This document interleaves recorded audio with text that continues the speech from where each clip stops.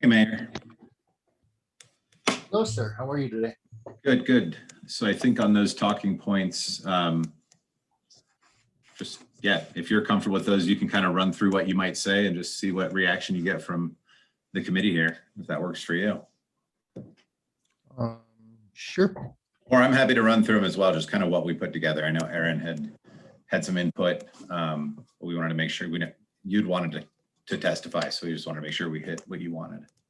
Yeah, I greatly appreciate you doing that. That was a welcome surprise when I opened my email to see that. I'm glad we did it. We did it right. So, What's that? Glad we did it right. And I heard your interview went well today. I don't know. We'll see how dumb they make me look, Well, which isn't very hard to do. The water district, I let the water district know, and they were like, well, we didn't let me make sure who's on. Do you have any attendees? Okay. The water district hadn't determined that Suncor was the source of their PFAS issues, but because they had really high numbers, but it doesn't matter, it doesn't affect our issues. So we'll see where they end up. But Sure. All right. We're gonna be getting people here shortly. So I will check back with y'all.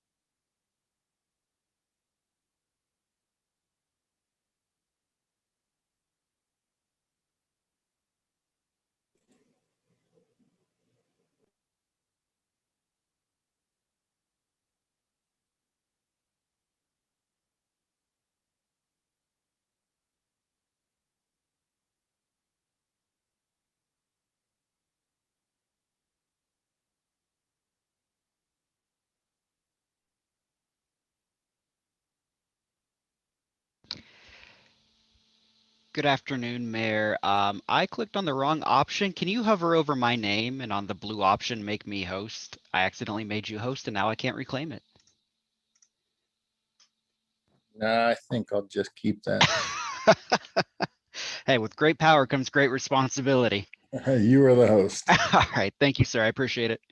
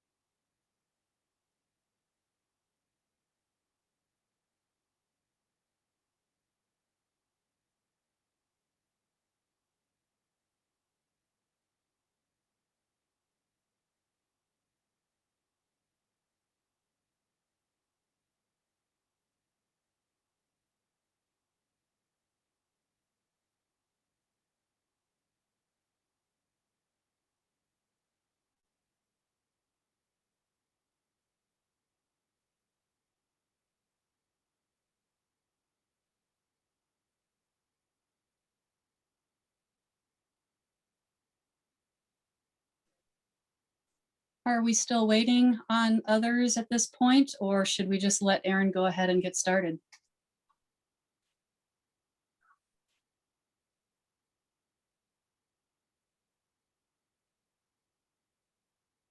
Looks like it's just us for the time being. Councilmember Hurst sent an email. He's going to be late and haven't heard from anybody else other than the mayor pro tem who will not be here.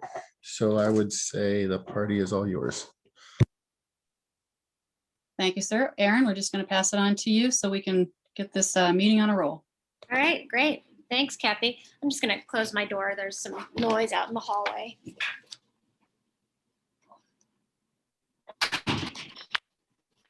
There we go. Now, do we have the whole hour tonight, or are we doing a half hour again? We have the whole hour tonight, Aaron. Oh, okay. I mean, I don't think we'll need it, but I just wanted to know how fast to talk. Since we do have all that time, maybe I'll just go through the memo and give you some updates. I didn't put a lot of new bills on your tracker this week because there weren't very many bills introduced last week. And I think I only added 2 or 3. So we can talk about the 2 or 3 that I added, but nothing that's really jumped out at me. So we'll start with, well, there's one bill in your memo that we haven't talked about at all. And the main reason I put it in there is because I went through your priorities, your legislative priority list that you have posted on your website. And I just put all of the main topics from that list into the memo, and I'll drop bills in under those topics. So this one I thought fell under state mandate, but I just don't think it's really that interesting of a bill. And I don't think it's probably going to pass, but because it did fall under the category of state mandate, I put it in there. And that's House Bill 1111 that requires governmental entities that maintains, owns, or licenses computerized data that includes personal information about Colorado residents to give notice to all those residents every 90 days. I mean, that seems pretty onerous. It's just got one sponsor. It's a Republican sponsor in the House, and it hasn't even been scheduled for committee yet. And it's been assigned to the State Affairs Committee, which both chambers typically use as a place to kill bills. So I don't think you need to get too wedded to that bill, but I'll keep it on your memo as it goes away.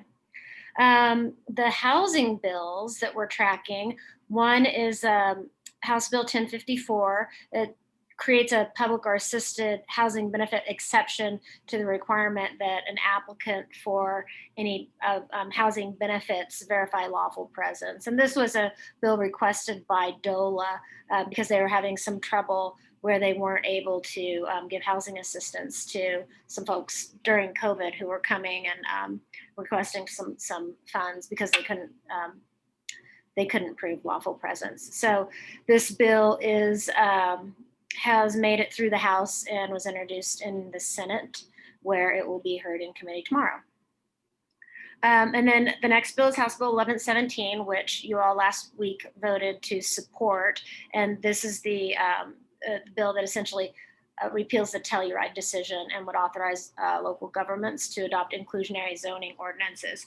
It passed out of the House on 3rd reading this morning, so I expect it will probably be introduced in the Senate sometime later this week and go to committee maybe next week or the following.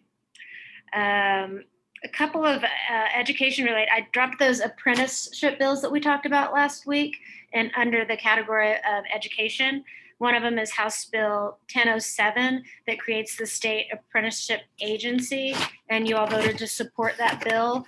It passed out of the House Business Affairs and Labor Committee last week and was referred to the House Appropriations Committee. If you guys read this memo already, you'll see that a lot of the bills, I have the status as it's waiting to be heard in the Appropriations Committee, and that's both for House and Senate bills, because you probably recall that they will usually have a lot of bills that are camped out on the appropriations calendar until after the JBC, the Joint Budget Committee, finalizes all of their numbers for the long bill, for the budget bill, and they see just how much money left over, which is a good segue to what's going on with the budget. everything's different this year on timing because of the COVID recess anyway, but normally they would be introducing the budget in one chamber right about now and then sending it over to the other chamber. They're delaying that while they wait to see how much money the state gets from the federal stimulus, because that's going to have a major positive impact on how much money they're dealing with in the budget, and then how much is left over to appropriate to various bills. So that will happen probably late April at the soonest this year, but I'll keep track of that for you. So the next bill on your memo is the other apprenticeship bill, Senate Bill 119, that increases access to high quality credentials. It makes updates to the Career Development Success Program in the Department of Education. And you all voted to support that one last week also. And it is also waiting to be heard by the Appropriations Committee in the Senate. So it passed through its original committee of reference and it's waiting for appropriations. The next bill is that House Bill 1189, regulate air toxics. That's the sponsors are Representative Benavidez and Senator Moreno. That bill is scheduled for a committee hearing this Thursday. And I know that you all voted to support it, and the mayor was planning to come down and testify on that bill. So did you all want to chat about that testimony a little bit while we're on this one? Are you going to be back, Ben? Oh, sorry. Benjamin, Mayor Huseman. You're fine. Yes, I will be back. Okay, I really went bad on that one. No worries. Yeah, I'll be back Wednesday afternoon, so I will be Okay. available to be there Thursday. Okay, perfect. I'm not too concerned about the testimony, to be honest, but I know that Councilmember Grimes wanted to see something, so I don't know. I mean, I've heard what you've said on it previously, and whatever you've said works for me. Mr. Sheasley was kind enough to prepare some talking points with Ms. Groff's help, I understand. So thank you both for that. They're pretty tame, if you will. I don't think they're accusatory in any manner. They basically talk about the history of Suncor being here before we were a city, and talk about the need for monitoring, because residents don't typically know if an upset has occurred until later through media channels, and just the negative impact it has on a community of color, and the rate of 66% Hispanic or Latino, lower income communities being affected. So I don't think it goes into attack mode in any way. I think it just kind of states the facts and why it is that we need this air monitoring. Okay, so it does say, though, that we support it, correct? Uh, That Commerce City supports 1189? yeah. Yes. Yeah. Vaguely or directly? Directly. It's the second bullet point, Mayor. It says the city council of the city Oh, supports. hey, yeah, there it is. Yeah. It's Yes. glaring right there in front. Yeah. Yes. I probably shouldn't put these glasses on if I really want to read. Yeah, So, Mayor- it says, what? You'll be coming down in person, is that correct? That's my preference to do Okay. so. Mhm. I'll need some logistics and understanding what all needs to happen for that, but my preference is to be there in person for that. Yeah, that's great. I think that's helpful. A lot of people are testifying virtually this year, and it's when it's the only option, it works. But I think the testimony is more effective when people come down in person. You do have to sign up online now because they don't have sheets set out with pens and paper. I'll send the link to John and he can share that with you, that has instructions on what to do. And then this particular hearing starts at 1:30 and it's in the Old State Library, which is on the second floor right between the elevators. room 271 is the number. And this is this is currently the first bill on their agenda. I'll let you know if that changes, but since it's the first bill, it should start right at 1:30. Okay. Sounds good. Can Thank you. I've done this a few times, and I would also say that you'll be up early because you're elected, and they give you more time than they give average folks. What would that be now, Erin? Is it 5 minutes? It'll probably be 3 minutes, unless there's not very many witnesses sign up, and I bet there will be quite a few witnesses signed up for this one, and they'll limit it. I've seen them limit testimony when I was at a bill last week with 84 witnesses. They limited it to 2 minutes, but I bet you'll get 3.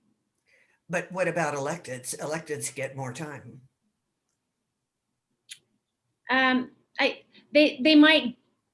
They might fudge on that. They're still going to tell you 3, but they might just let the clock keep going.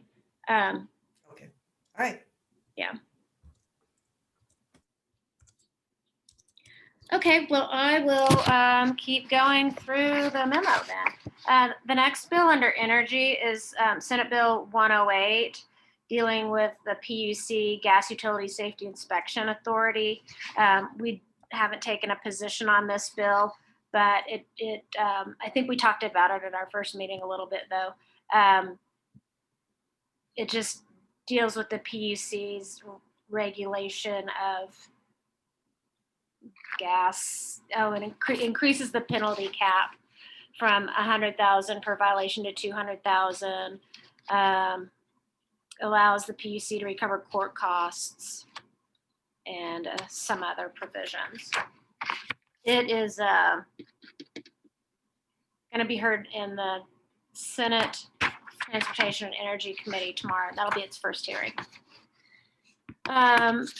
Under the topic of transportation, this bill we talked about last week, House Bill 1127, the County General Fund Money for Roads and Bridges bill, we didn't take a position, but it was postponed indefinitely, which means it was killed by the House Transportation and Local Government Committee.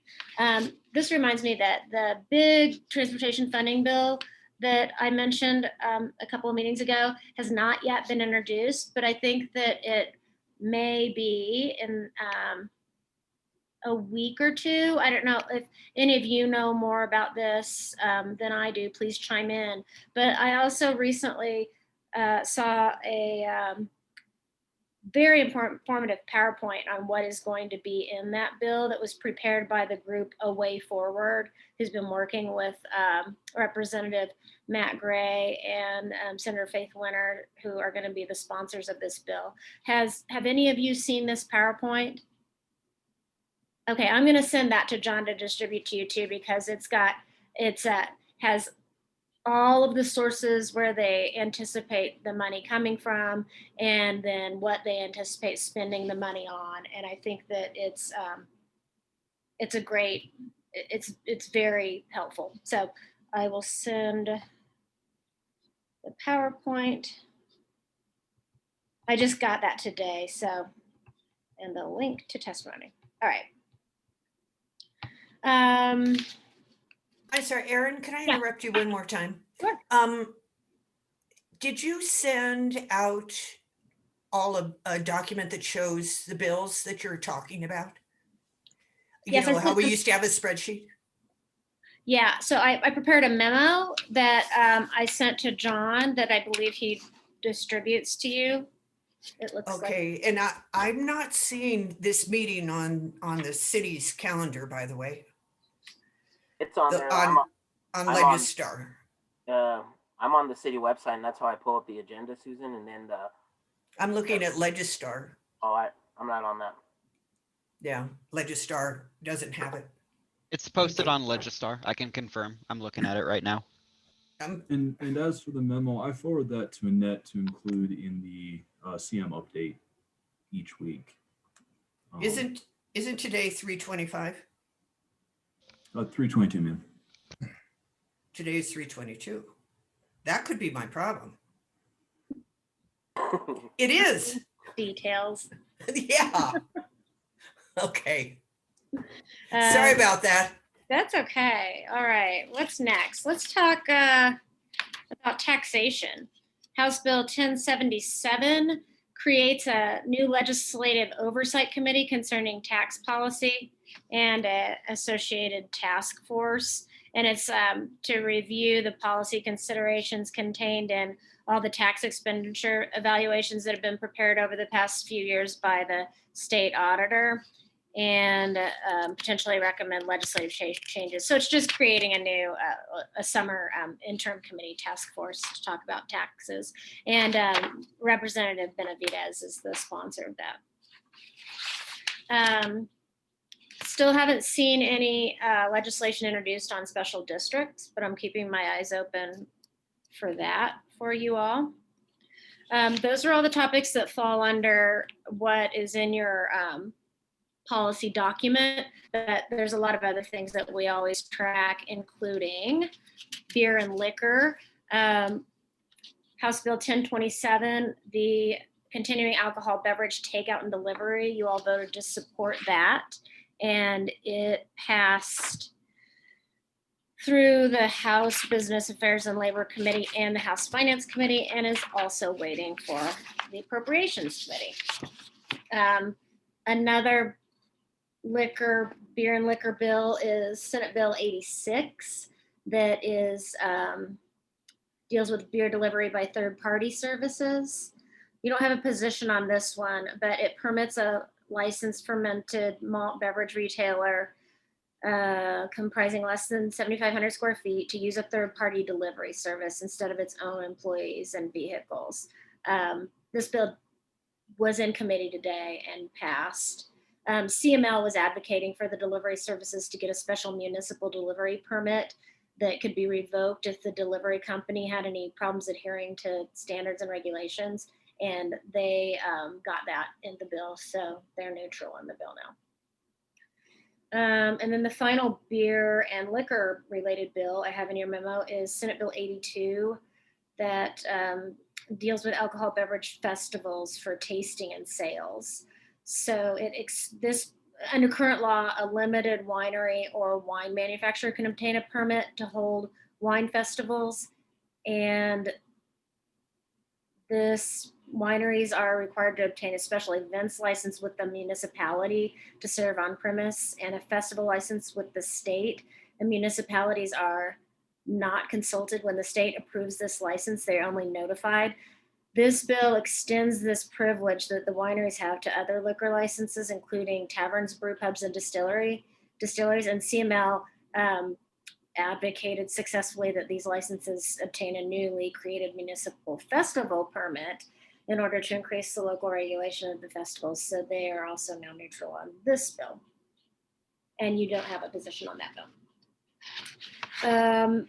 Okay, moving on to the employment topic. Senate Bill 176 that we talked about last week, it's being called the POWER Act, which stands for Protecting Opportunities and Workers' Rights Act.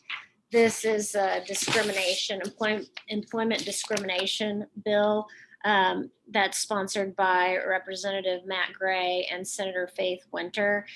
And there's a lot of opposition to this bill from the business community and from local governments because it applies to all employers. And the biggest issues are that it allows an employment discrimination claim to be brought in any court of competent jurisdiction in the county or district, as opposed to now when they go through an administrative law process. It also expands the definition of employee to include contractors, subcontractors, individuals in domestic service, independent contractors. That's one of the other big concerns with the bill. It was assigned to the Judiciary Committee and it's scheduled for a hearing in the Senate on Thursday. And my understanding is that there's the sponsors are not being very open-minded on amendments at this point. So we'll see how it's gonna be a long drawn out hearing on Thursday for sure. And you guys you also voted to oppose that bill. I think you did, didn't you? Yes, you did.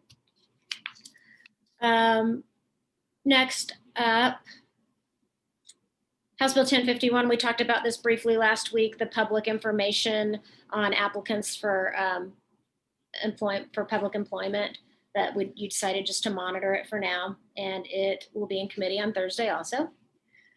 Moving on to law enforcement and criminal justice. The Senate Bill 31 that puts limits on governmental responses to protests still has not been scheduled for a hearing. Senate Bill 62, the jail depopulation bill, which you took a position to oppose, it passed some time ago through the Senate Judiciary Committee and was referred to Senate Appropriations and still hasn't been scheduled in appropriations. There's still a lot of opposition to that bill. We talked about how CML dropped their opposition because they swung a deal with the ACLU, but the sheriffs and not the sheriffs, the chiefs and the FOP and a lot of individual law enforcement agencies still oppose that bill, along with you. Senate Bill 174, we talked about a little bit last week, but you wanted to wait and take a closer look at it because I forgot to put it in your memo last week. And this is the Brady disclosure bill that requires law enforcement agencies to notify a district attorney's office if a peace officer's credibility is called into question, and has some other provisions. Did anyone want to talk about that more this week, or the Municipal League is neutral on it? I think I told you last week that it's an attempt by the bill's sponsor, who is primarily Senator John Cook, who is a former Roll County Sheriff, to introduce something to address this issue before someone else introduced something that would be more onerous. It does have bipartisan support, I see, in both houses. It sure does, yeah. Yeah, I think it's definitely going to pass, and I think that it's just, it's most of the law enforcement agencies are just, I don't want to say reluctantly neutral. I mean, I think they're just like, okay, this is going to happen, and this could have been a lot worse for us, so we're just going to let this one slide. A couple of kind of miscellaneous topics to round out the bills on the memo are the House Bill 1162, the management of plastic products. We decided last week just to monitor this bill. And then the open meetings, open records bill, House Bill 1025, that deals with non-substantive emails. It clarifies that they're not subject to the open meetings law, and you all are supporting that bill. And it passed through the House and passed through committee in the Senate, and is now waiting second reading in the Senate. So that's going to come out pretty quickly. So that is all that I have on your memo. There's some other bills on your tracker if there's anything that anyone wants to talk about from that. There is another law enforcement bill that was introduced later after I'd already, I think, finished with your memo. Let me find it though, because I'll tell you, I don't think I really understood it. So I'll read the summary, and if any of you understand it, you can tell me. All right, that's not it. 3. Okay. Oh, wait, this looks fairly simple. Senate Bill 183, the title is Law Enforcement Support and Accountability. The bill permits a civil action for deprivation of rights against a peace officer to be brought against a Colorado State Patrol officer or Colorado Bureau of Investigation agent, and then amends certain standards concerning use of force by a peace officer. It defines intervene for the purpose of this is one of the 217 cleanup bills. It defines the term intervene for the purposes of a peace officer's duty to intervene, and amends the requirements that constitute a Class 1 misdemeanor for failure of the duty to intervene. And it requires that any suspension or revocation of a peace officer's certificate is not effective until the peace officer has exhausted all internal contractual and legal rights to review, challenge, and appeal the underlying finding or decision. It includes agents employed by the Colorado Bureau of Investigation to the definition of peace officers for purposes of body-worn camera requirements. Yeah, so it sounds like it's doing a couple things, adding the state patrol back into the provisions of 217 that they were, that didn't apply to them. And a couple of other things. It currently only has one sponsor, and it's a Republican, Paul Lundeen, in the Senate. So I'm not sure what that means. I know that we are expecting a handful of what I'll call Senate Bill 217 cleanup bills. So I don't know if this is one of this covers some of the issues that I heard were going to be covered, but the fact that it's only got one sponsor on it right now is not really encouraging. Anyone have any thoughts on this? I'm cool with just monitoring it, see if they get more sponsors, and just keep an eye on it. Okay. Agree. Yeah, I think it's odd that it only has one sponsor, but it's probably because of the cost of the bill. You know, they passed all the costs on to the municipalities with the original bill and didn't Yeah. include any of the state agencies. So I'm sure that might have something to do with it, but I think monitor's all right for now. Okay, yeah, I think you're right. I mean, my hunch is that this bill is not going to pass, but it's just the part about adding clarifying what constitutes the duty to intervene, I know was something that was on the list of cleanup topics. So maybe that'll appear in a different bill too, because I don't think that the original proponents of 217 are gonna go for adding the state patrol back in. Well, unless all that money that's coming, unless they're thinking that it could be paid for with all the money that's coming in the stimulus. It's possible. I'll keep an eye on it.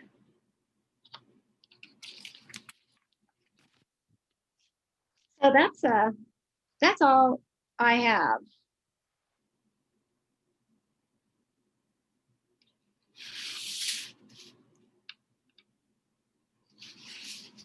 I don't have Right. anything else. Any bills that council wishes to discuss that weren't gone over?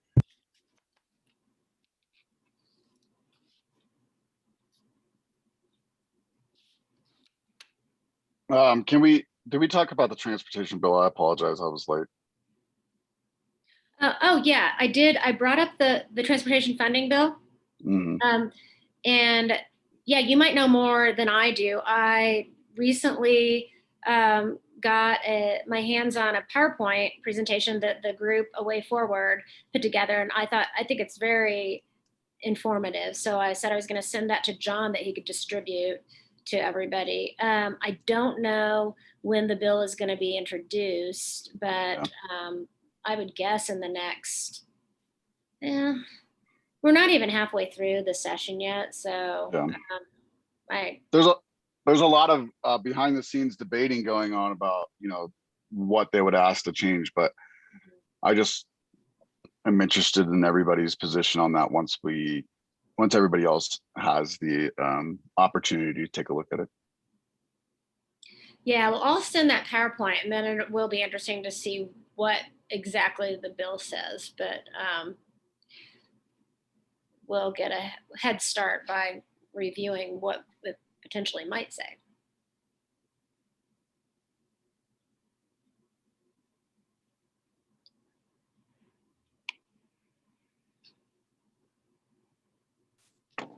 Anything else?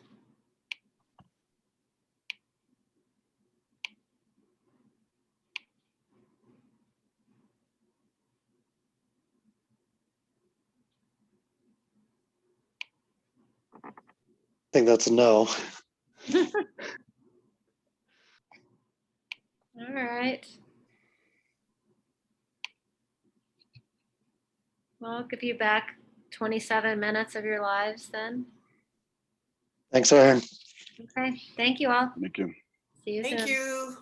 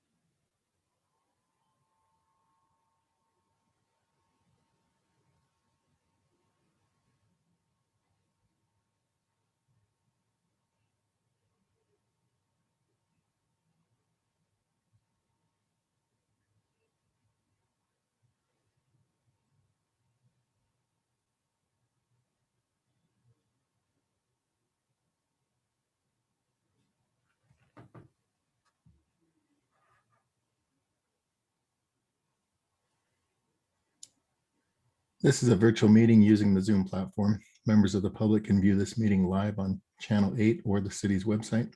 Live Spanish translation services are being provided for tonight's council meeting by telephone. Please dial 720-386-9023 and use code 104-091 *. If you're a council member, please be sure to have your video camera on and be mindful that we are streaming this meeting on Channel 8 and on our city's website. The chat function is disabled to ensure that the public can see all portions of the meeting. The city clerk is the host of the meeting, and I and our IT staff will be the co-host. Council members and panelists will be able to unmute themselves when recognized. Please mute yourself when you have finished speaking, and remember to lower your virtual hand to prevent disruptions. Members of the public who have registered to speak will be recognized at the proper time. As a reminder, we will use roll call votes only when required by law or when requested by a council member or the clerk. Other votes will be voice votes counted by raising hands in the Zoom app or as the chair determines. If a member disagrees with the stated outcome of the vote or feels that their vote was not properly heard or is not recognized, the member should immediately request the mayor's attention. This time I'll call a study session to order. We have 3 presentations on the agenda this evening. The first is the Suncor environmental performance data. Would like to invite Dominic Martinelli, environmental planner, to introduce the presentation, as well as give an opportunity for Mr. Sheasley to make an announcement. Thank you, Mayor Huseman and members of the City Council. It's been brought to my attention just a few minutes ago that Suncor representatives were not going to be attending the meeting this evening. They, I believe, received the city's notice under the Resource Conservation and Recovery Act that was sent Friday. I believe they received that today and are assessing the impacts of it, and did not feel comfortable appearing before the council until they'd had an opportunity to review that. I don't believe there is a part of the city to present the Suncor presentation, though I could be corrected on that if Mr. Martinelli or Mr. Rogers had additional information. So I can confirm that the presentation for tonight was crafted by Suncor and presented by Suncor. Staff doesn't have any presentation or items for this meeting or discussion. Thank you. And I understand that there was discussion of rescheduling once they'd had an opportunity to review that. So I believe staff will be looking for the earliest date to look at those items. The bulk of the presentation was completely unrelated to what was addressed in the letter, I believe. And so there should be an opportunity to review that going forward as well. Councilmember Noble. I believe, Mayor, that the city submitted comments on the Title 5 permit for air quality last Friday, in addition to extending an opportunity or extending a request for extending the public comment period relating to Suncor's air quality permit. So that will be, that is also currently ongoing. Thank you. Councilmember Noble. Yes, would it be possible to have Mr. Sheasley explain to anyone who's here what is meant by the RCRA and what has been sent to Suncor and what they are reviewing? Thank you. I'd be happy to. Thank you. Council directed last Monday night to issue what is called the Notice of Intent to Sue under a federal law called the Resource Conservation and Recovery Act. The particular Notice of Intent to Sue does not commit the city to filing a lawsuit, and the city has not filed a lawsuit or indicated that it is approved filing a lawsuit, rather. This is a statutorily required notice period of 60 days to give notice to Suncor, to the Federal Environmental Protection Agency, regarding the discharge of certain pollutants that cause substantial endangerment to health and the environment that is imminent.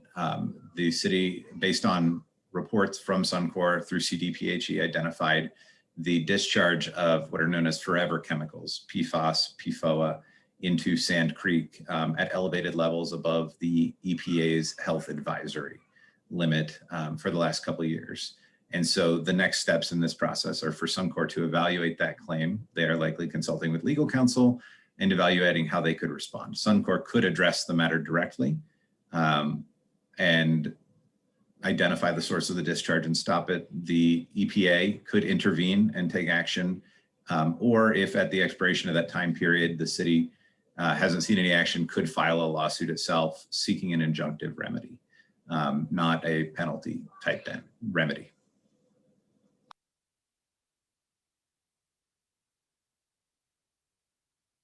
Thank you. Any other comments regarding this item? Seeing none, thank you very much. We'll move on to the next agenda item, which is council composition, public input options. Mr. Sheasley, the floor is yours. Thank you. It will not be all about me this evening, I promise. Dylan, if you could bring up the presentation for this item, thank you. We're back, Dylan and I are back before you. About a month ago, we brought up options for discussing potential changes to the charter and the way that the council's composition is made up to address the growth of the city. Can we move to the first slide? And so council asked us to go forward with preparing options for a potential election in November. And based on the timeline we provided, council wanted to get some community input on what possibly the best options were for council to then make a final decision to recommend to voters. And so we have crafted this presentation tonight to identify what options council wants staff to explore further by getting community input on. We could throw everything out there, but we thought a targeted list would be more appropriate and would be easier to get public feedback on. And so that's the question tonight, is which of the items we're going to discuss do you want us to include in that public input? It's not to decide on which one's appropriate, but I think that there are some that you can easily cross off here. And then a related question is, there is an option to do a proportional voting method, I believe, that would have a limited impact, but it may address some of the immediate concerns if council was interested. So after tonight, we'll take and start tomorrow by crafting public input options. And then in May and June, get council feedback based on those options and kind of get very clear direction, and then go back and write, if council wants us to, write the charter amendment proposal and refine that with council over the summer and have that approved, hopefully by the end of July, so we are not up against the deadline. So Dylan, could I have the next slide, please?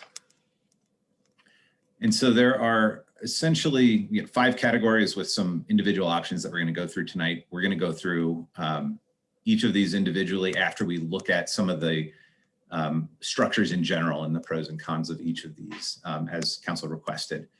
Really, you can do nothing. You can keep what we're doing now, but make the at-large have a residency requirement in the wards. Or you could go more extreme and have 4 wards with 2 members and still elect your mayor at large. You could get rid of at-large seats entirely, including the mayor's seat potentially, and divide the city into 8 or 9 wards. And then the last one is more academic, and I wouldn't recommend it. You won't spend much time on it, is just do all at-large seats. Obviously, you could also increase or reduce council membership and then modify the mayor position so it's selected by the city council, or make it a council president type position as ways to deal with what we have. So I'd like to just review the history of our wards. Dylan, next slide, please.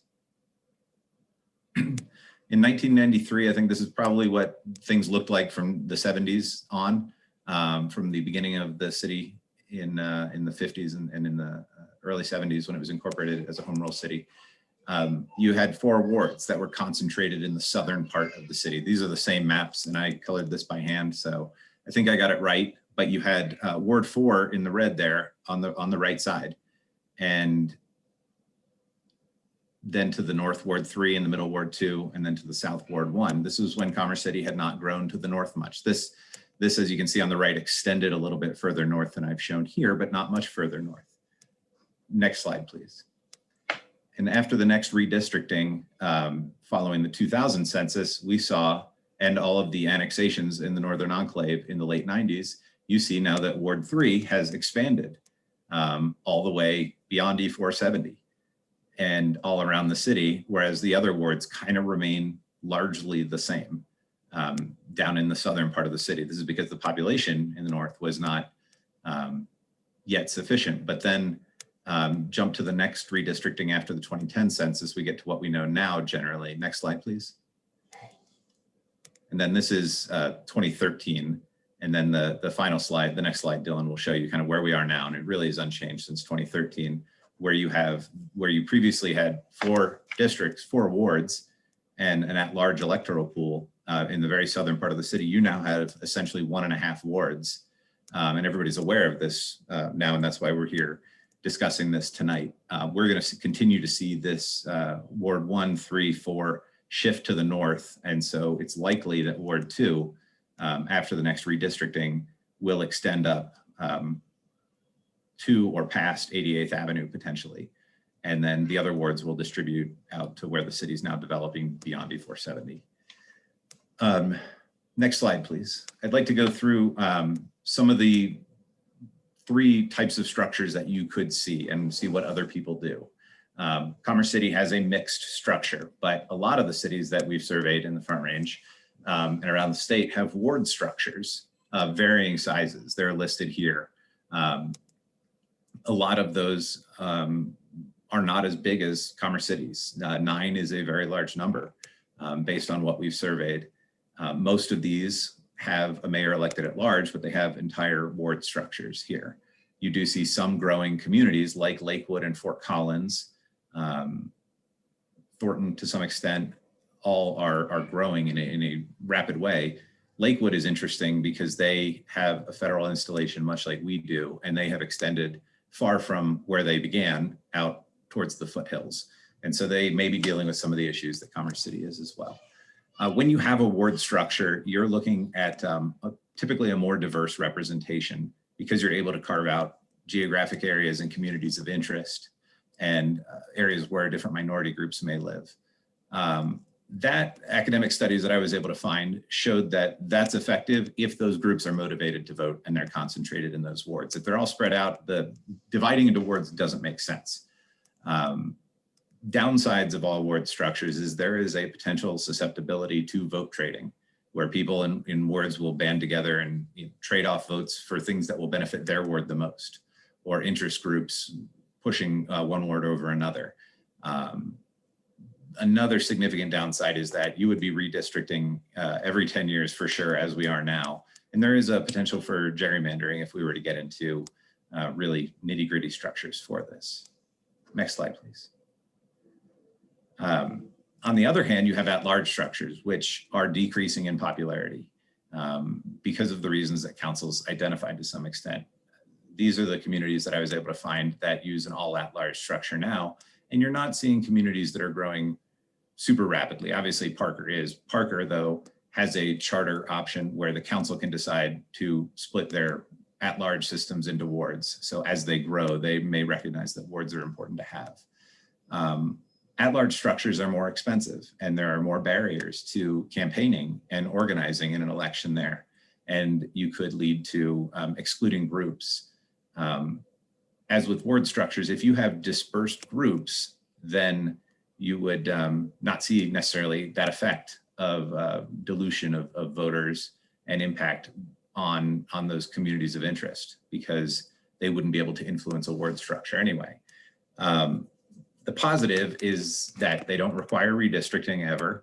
And there is a perception, right or wrong, that they are generally in line with average voters in the community. And the council you get may exclude certain positions or communities, but the average voters in the community agree on the representatives. And it has that focus on the city as a whole. And now next slide, please. We come to the other chunk of cities. Like Commerce City, another growing city is Arvada, also extending out towards the foothills. Greeley, extending from a very old core area all the way west to where it met up with Loveland near I-25. All of these communities have an at-large elected mayor, and the split in wards is generally pretty even, with typically fewer at-large seats. Commerce City appears to be a little bit unique. These numbers include the mayor, where the mayor is shown as is included in the at-large numbers. You have on the left side, you have the number of ward seats, and on the right, the number of at-large. You have a greater chance of representation of minority groups and of representing communities of interest, because you have that ward system. You have a reduction in the need to redistrict. You do have an impact of at-large voting, so you're able to have this concept of average voters and focus on the city as a whole. And one thing with Commerce City is, and I don't know if it was intended when it was written, the non-contiguous shape of the city and the way we're growing to the north can reduce the effectiveness of wards ensuring representation, because we don't know where people are going to live in the future. And you don't necessarily know where those communities of interest will be.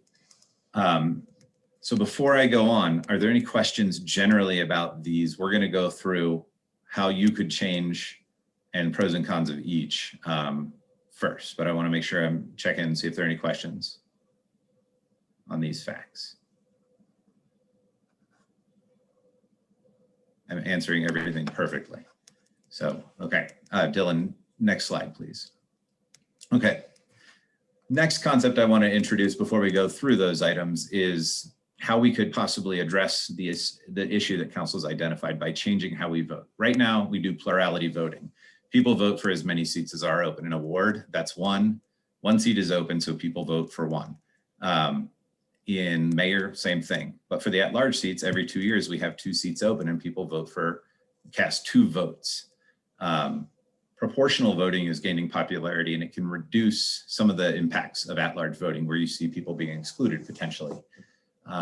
It is new, it's novel, it can be very confusing, but it may be an option for you and something that we could implement by ordinance if the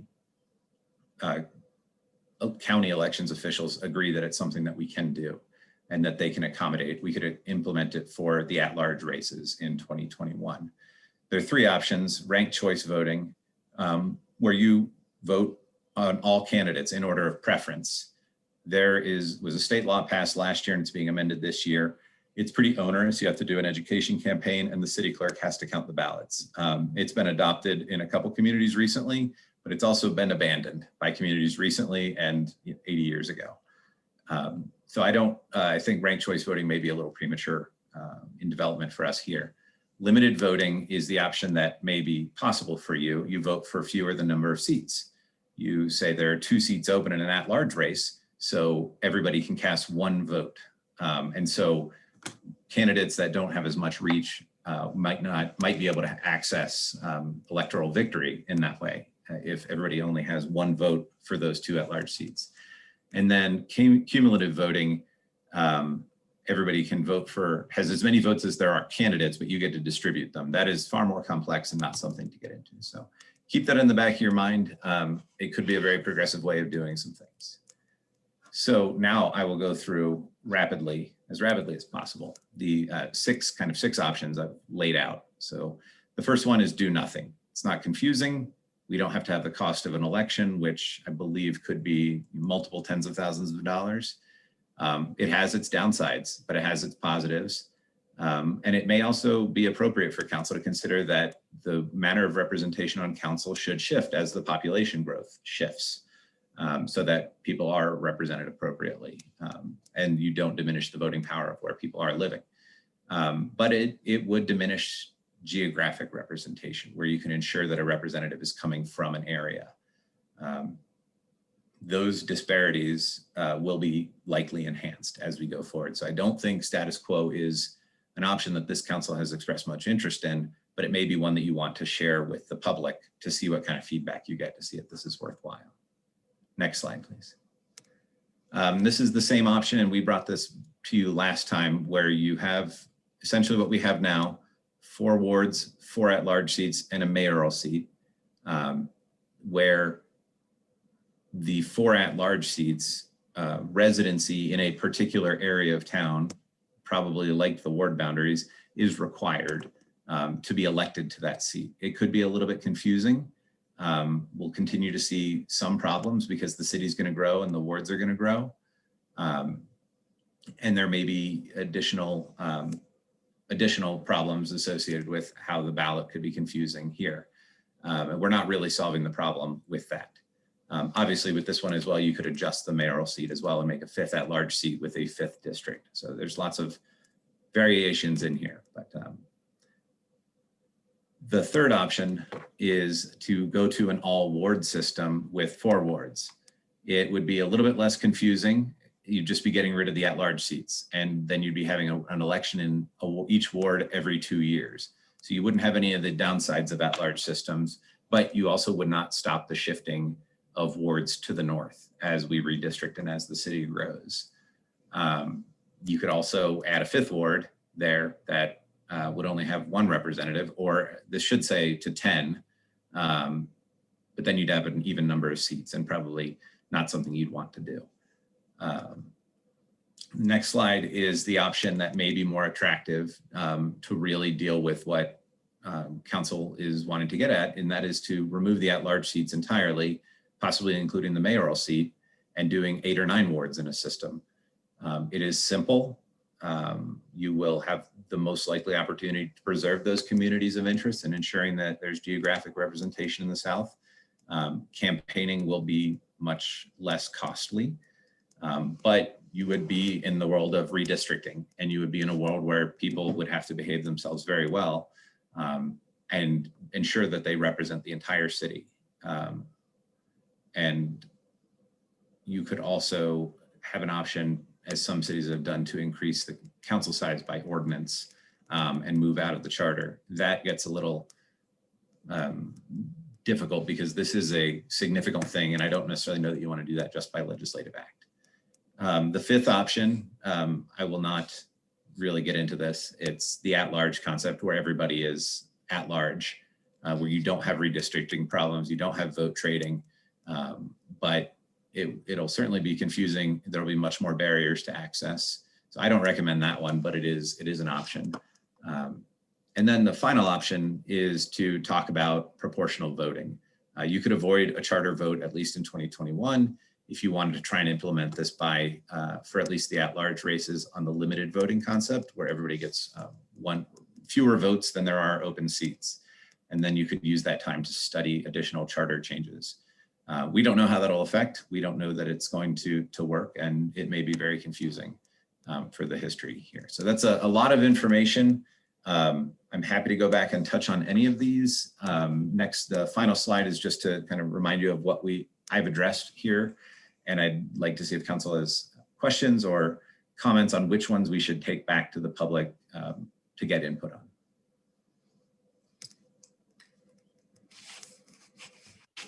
Questions or comments from council?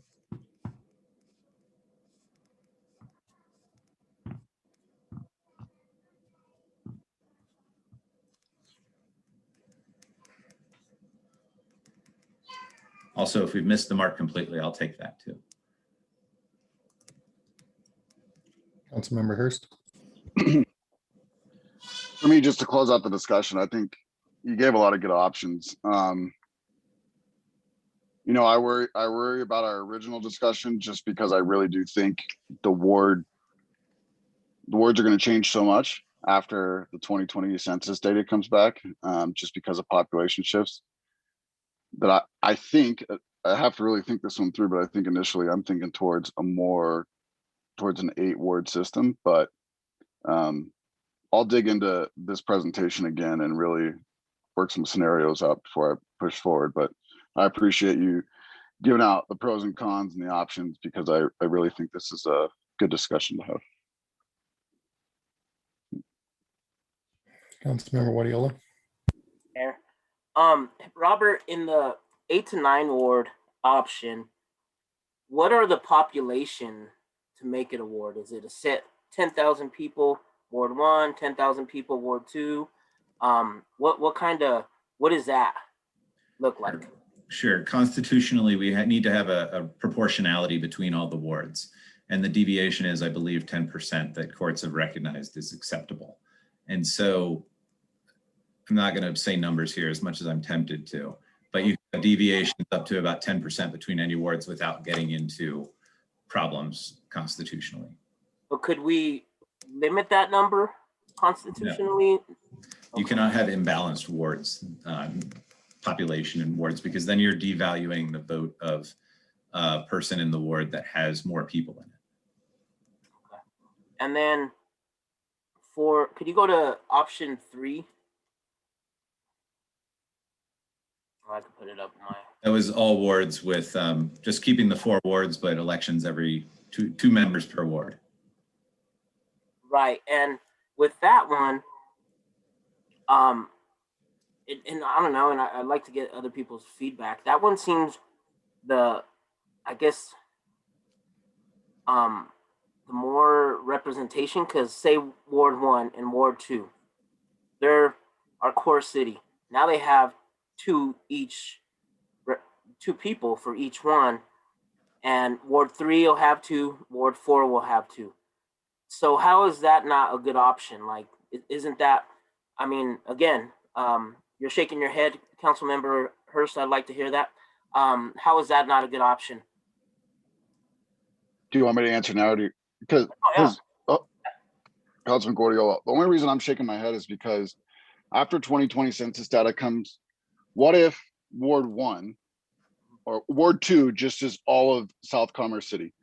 And then Ward 1, 3, and 4 is all north. Now all of South Commerce City is only represented by 2 people. Got it.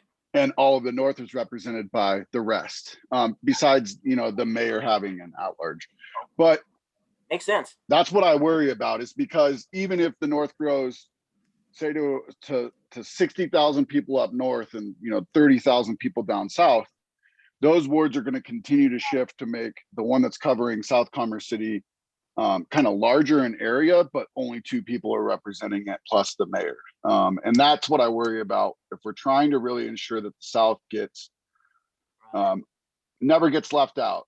You know, that's what I'm trying to do, is find a way that we can represent them equally, where the North right now seems like it'll continue to get more representation. It might be fair based off who's living there. We just don't want to have a situation where the South is getting left out and all the focus ends up in the North. No, I appreciate that, man. No, that's great explanation. Thank you. And now it makes sense to me. Okay, that's it. Thank you. Councilmember Noble. Thank you. I'm leaning towards option 3 also. This is done in Broomfield. They have 10 council members and a mayor, but they're also county commissioners, so they have a lot more work to divide up among themselves. But every 2 years they have, I don't think it was on the list, but every 2 years, you know, there's always a new representative coming into the ward, so that there would be theoretically 4, but technically, this is based on the number of registered voters, not population. Correct, Mr. Sheasley? If they are, the charter says voter. Right. The constitutional requirement, though, is typically population. And so where it says voter, as long as that's roughly in line with population, then that is constitutionally appropriate. Okay, and that's where the complication is, I think, for South Commerce City, because I would assume that there would be fewer eligible voters in South Commerce City, although that doesn't necessarily reflect population.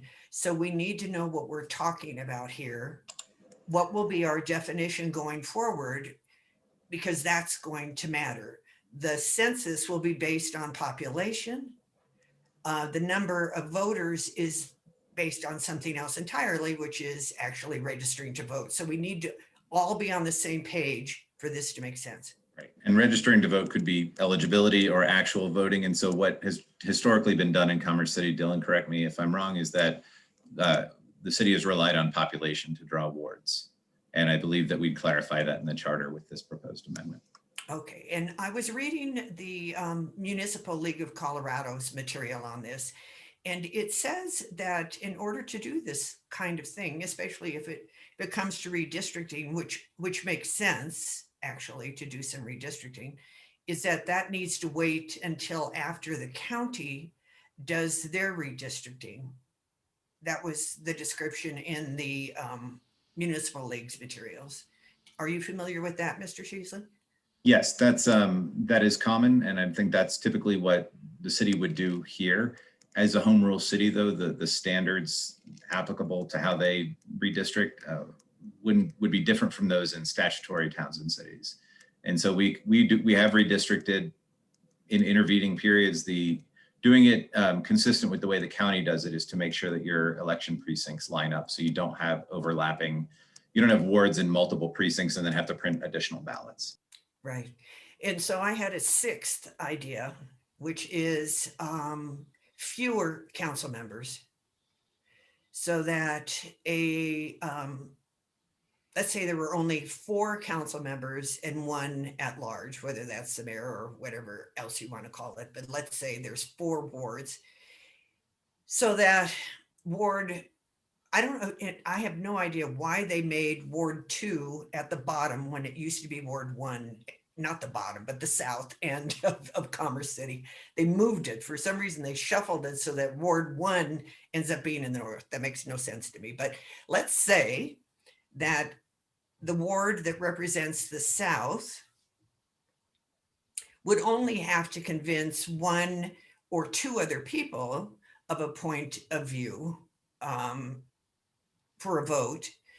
While if it's 8 or 9 wards, now suddenly that concentration, which would be fewer, we almost need to see like charts of what this would look like, a map of what these would look like, that there would be only 1 or 2 wards that they would be able to then reach out to. And it would be far harder to get a majority when you're trying to get a majority that's 5, which is what we do right now, which is 5. But if you only had 4 wards, then you would need fewer than that. You would need 3 people instead of 5. So but I would like to see what a graphic depiction would be of having more wards, because I don't think it solves the problem of representation for the South. Thanks. If I may, in response briefly to that, Mayor, I think that I hear what you're saying on the more wards would be more people having to convince each other. There's a different, the voting structure is the same. Having more wards, you would divide it and district 8 to 9 wards however you wanted, really, as long as there was a rational relation of boundaries and contiguous boundaries between everything. You'd be taking each ward right now and kind of having it essentially, and imagine it that way, but also imagine the southern wards going and pushing more north. So that 4 ward system, you may then have anybody, as the city grows, it could be potentially that anything west of Highway 2 all the way to the south is Ward 1 or Ward 2, is a single ward. But we'd have to know exactly where population is to project that. Okay, then as follow-up, what is considered contiguous?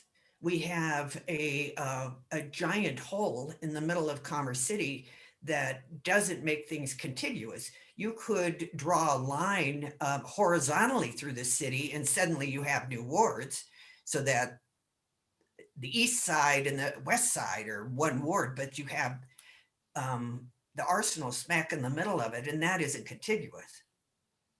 Right, that contiguity I think is not certainly going to be exact because you're going to have to deal with unique features of the landscape and the city's boundaries.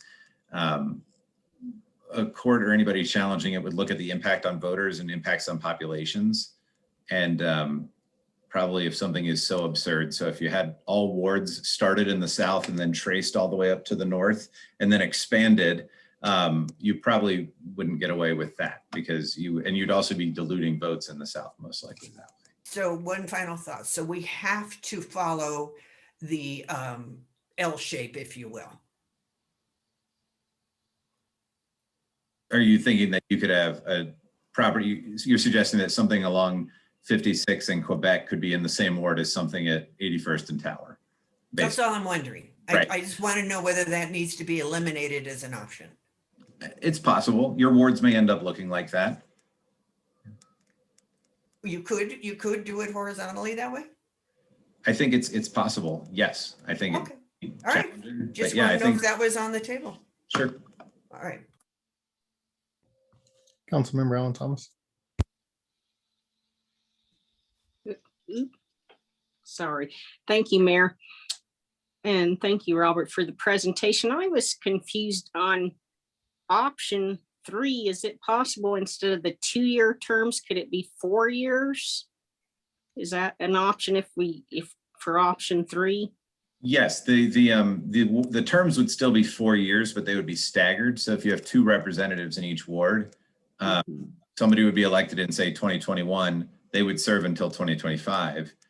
Their counterpart in the ward would be up for election in 2023 and 2027. Oh, okay, thank you. And me, I'm leaning more towards options 1 through 3. I don't like option 4 at all, because I definitely think we need a mayor to represent the city. And I don't like the all at large option, because like I said, I definitely think we do need representations in all the wards. And another question with option 2, would that be possible too if we went with 2 per ward? Could the wards be expanded and made larger with option 2? No, the wards will be the same as otherwise, unless we did something really unique. And I don't know if this would work. We did overlapping wards, which just sounds miserable to administer. And I just gave Dylan a minor event. So yeah, you'd have to keep the wards the same. They would have to be roughly the same size population wise. Oh, okay. Yeah, then I'd be leaning more towards option 3 as well, especially with the growth, in the north. I think, eventually some of the wards do need to be, expanded, but thank you. That's all I had. Councilmember Grimes. Thank you, Mayor. I like an all at large system, because I think so at large, but with residency requirements. I should clarify. I think it gives an opportunity then for folks in the core city that might seem underrepresented to help choose the people who are representing the city in other wards. It does put some more burden on the candidate to campaign for the whole city, but I think that it gives more ownership to the residents, and I like that about an all at large system with a residency requirement. I also like the option of making the mayor, so not a mayor position, but an appointed position by council amongst those who are elected. Councilmember Madera.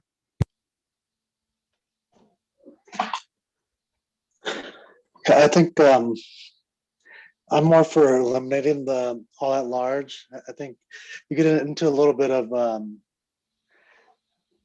a problem where you're going to get some, not necessarily representative of the different wards and, problems of the city, because then, people are going to obviously campaign towards the larger population, which is going to be up north. And so even though you have a residency requirement and, some people running down south, those views that are going to be represented might not be, necessarily representative of, the residency, just because I think that's kind of what you'd have to do to win an election at that point. I think for me, I'd like to present 3 options too for community input. I think, obviously option 1, the status quo with the wards changing. I'm not too big of a fan of that, just because I think it's going to get a little messy with only having 4 wards now, because, depending on how the wards are drawn, you might just have a single ward down south, and then the rest of them would be up north. I think 2, the status quo with the residency requirement should be presented. I think that kind of speaks to a little bit of what Councilmember Grimes was speaking to on her last point, without going all at large.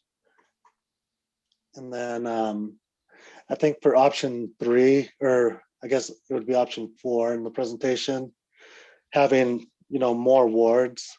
So now it's a little bit more representative of the whole city, because you're breaking them up into more smaller wards where now you're going to have the entire council comprised of different neighborhoods throughout the entire city. And I think, that would be a more fair kind of representation while still representing the south portion of the city, but also the different neighborhoods within the north part of the city. So not everyone's, coming from the same neighborhoods anymore.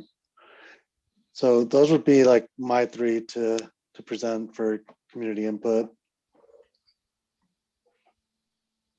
Councilmember Hurst.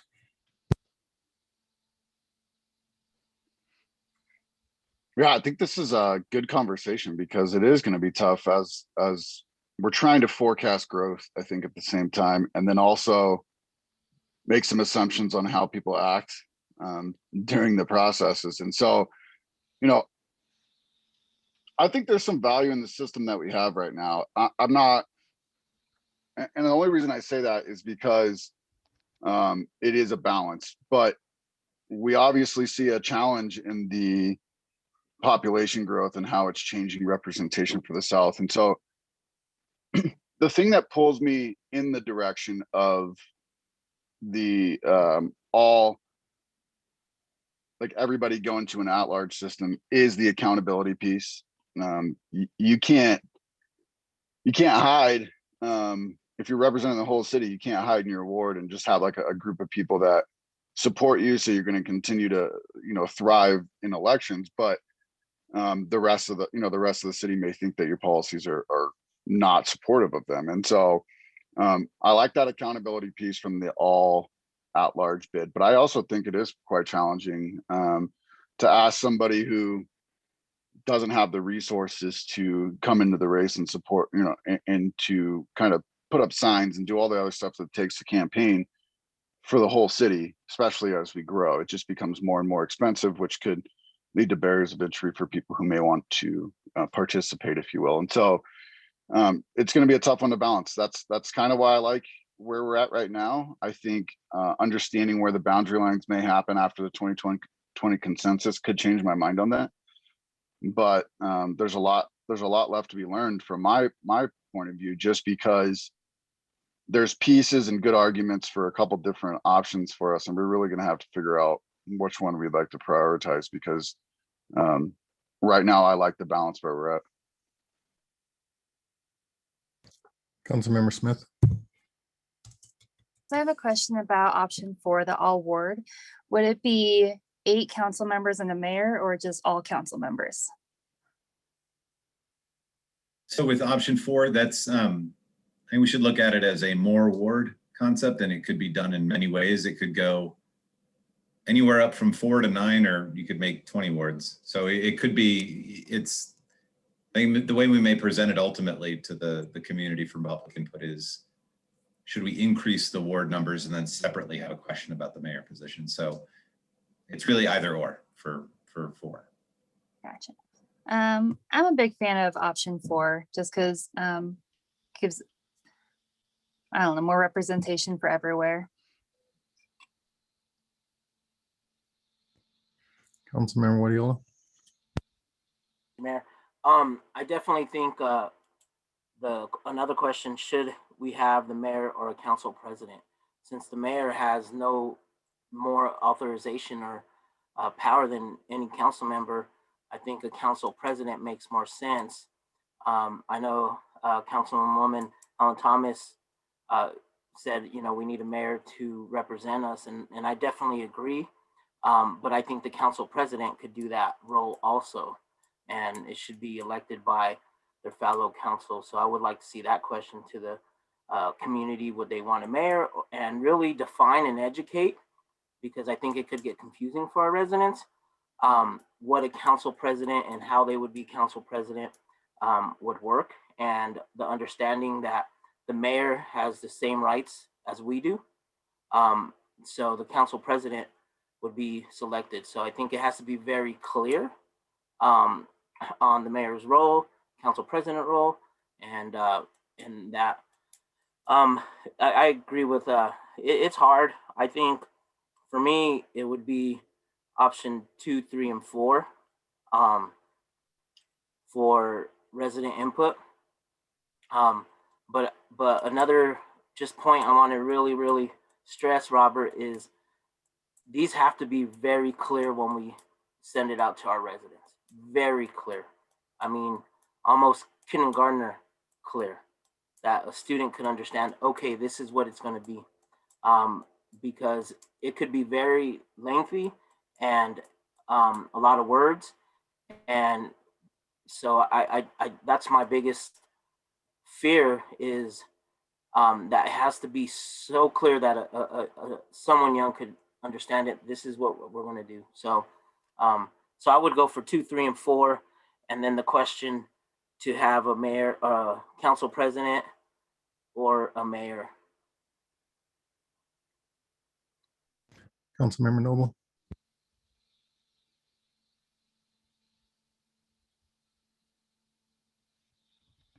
I have a mouse now and I'm not used to it. Okay. I would support 1, 2, and 3. Number 4 will be opposed by virtually every organization that is about diversity and inclusion. It just is too great a barrier economically, just impossible to breach. And certainly before, not this current election, because we had an appointment, but the previous election, every single at-large person was from the north. And we don't want to be in that position again. And if you're voting, we just are doing this right now on United Power. Adams County does a residency and at large. I talked with a county commissioner who said he doesn't like the at large method of doing it because it is just so costly for each of them to campaign. And I really am concerned about even making that as a potential suggestion.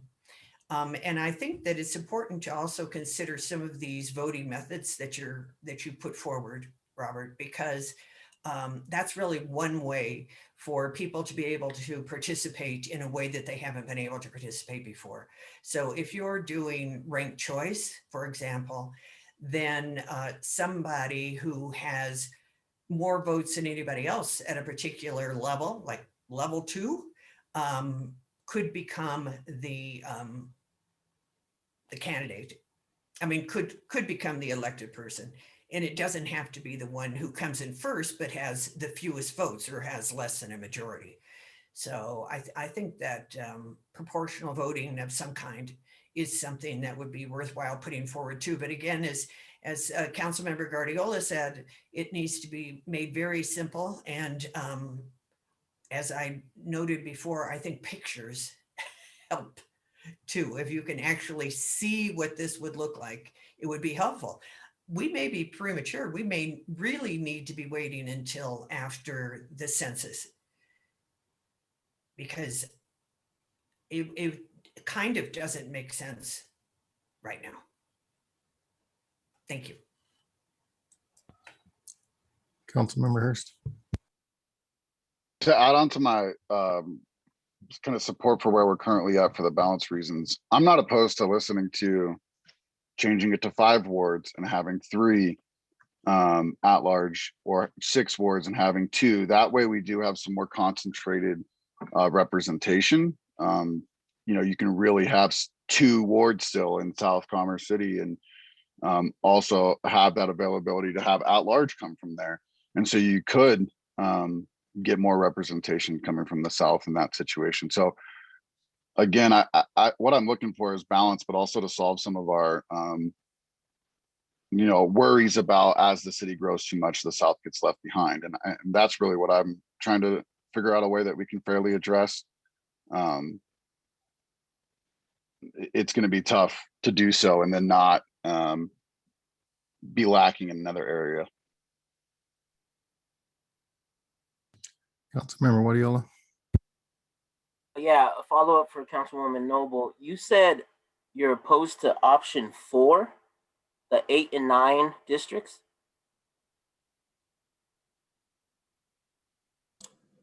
Was that the ward, the at-large one? No. It's my error in drafting the presentation. I labeled the different options and then have the numbering on the final slide. Option 4 on the final slide is all at large, but in the prior parts, it's option 5. So I believe Councilmember is speaking about the all at large. Okay, so we were all right. Yes.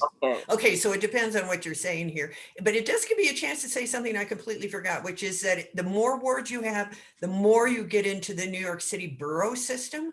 And that borough system is crazy making, and it's very, very gentrified, and people go at each other because it is so personal and so neighborhoody. Okay, I just wanted to clear up. So you're opposed to the all at large. Okay. Yeah. And as I said, I actually prefer fewer wards. Cool. Thank you. Councilmember Grimes. Thank you, Mayor. Did want to say this is a good conversation. I appreciate all the input we're hearing, but I want to just mention there's kind of an unspoken narrative here that if you don't live in the core city, you don't care about the core city. And while I live in the northern part of the city, I actually focus a lot of my conversations around what's happening in the core city. And so I think that that's a really important piece to consider. Just because you put somebody in a specific ward doesn't mean they care more or less about that specific ward. And so that's why I like the idea of giving the vote to the voters to decide who they choose in every ward, because then they can decide, is this person going to care about issues that are happening in the core city as well as where they live? So just want us to keep that in mind. Just because you live somewhere doesn't mean you care more or less about the other part of the city. And inversely as well, somebody in the core city may care very much about helping the development of the northern part of the city. So just something to keep in mind. Councilmember Madera. Yeah, I don't think it's about caring more or less. I think my biggest fear is, 85% of our tax base comes from the southern portion of the city. So I don't want to get to a point where you have a part of the city that's, being taxed without being represented. And that causes issues too, because, a lot of the tax base down south comes with some impacts to quality of life. And so I just want to make sure that people that are, part of those communities are going to be adequately represented, going forward. May I just respond? Yep, go ahead. Thank you, Mayor. I absolutely hear you, Councilman Madera. I think it's important also to remember that the core city doesn't become subject to things like metro districts and special districts, which carry a lot of the tax burden for the northern range development. So yeah, I hear you. A huge portion of the tax base does come from industry in the core city, and there are impacts to those residents, but they're certainly not carrying the full impact of the development in the northern range from a tax perspective.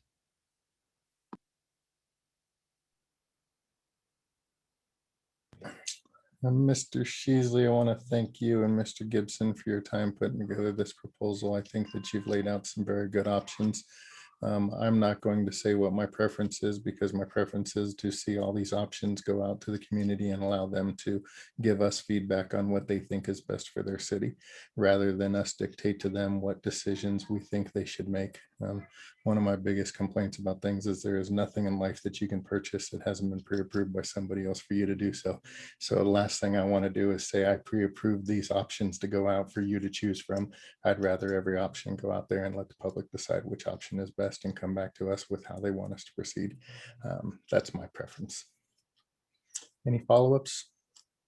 I would summarize where I am at this point, and the notes I've taken is essentially in line with what the mayor suggested, is sending some form of all of these options out, given the various discussion that will be challenging in communicating that clearly and having people interested, but we will try and minimize it to make it simple. Maybe have pictures if we can. That'll be somebody else's job, because you don't want me to do that. We will probably also include kind of generic questions, as Councilmember Noble suggested, about should we have a smaller council? Should we have the council president / mayor position elected or appointed to free up space and kind of so that when May comes, council can have this discussion again with that additional feedback, but knowing we're probably going to end up somewhere like is presented in the PowerPoint here to see if that's how council really wants to go forward. And if you do want to have an election this year.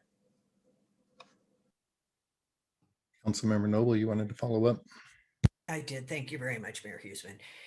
How do we ensure that we actually have equal representation in the response?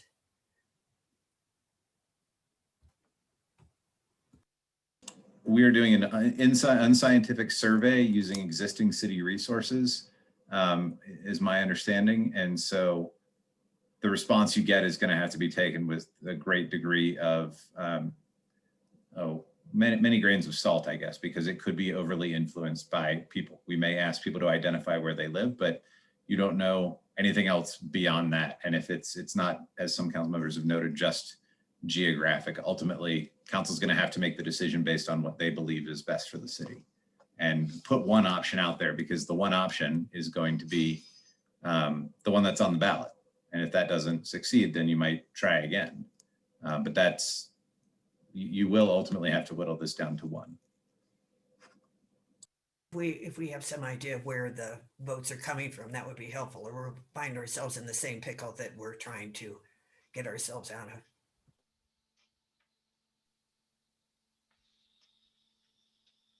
Councilmember Guardiola?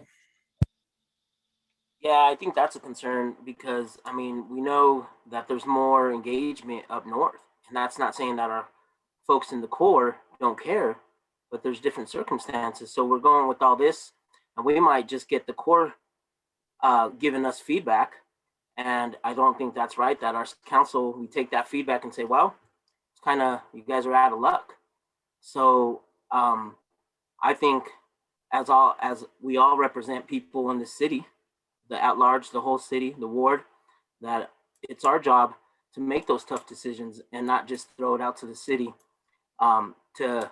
Again, it could really be unbalanced for the folks in the north who we know are a lot more engaged than our core city residents. And their feedback is going to be taken in consideration if that's the route we're going, and the core city's not. So I think we, as elected officials, have to make those tough decisions and put those options that we think for the city. So I would, putting them all out there and then just taking that data and saying, well, that's what they said and going with that, I don't think that's right. I think that we're copping out on decisions that we were elected to make. So I don't know what we could do, Robert, or if other people have some suggestions, because again, we're not going to get the full representation, and that's why we're doing this right now, because we have more people in the north that are more engaged, and the data shows that. And for us to just throw all these options out there and then say, well, whatever they say goes, we got to take the direction from that. I don't think that's fair to some of the folks that are not engaged.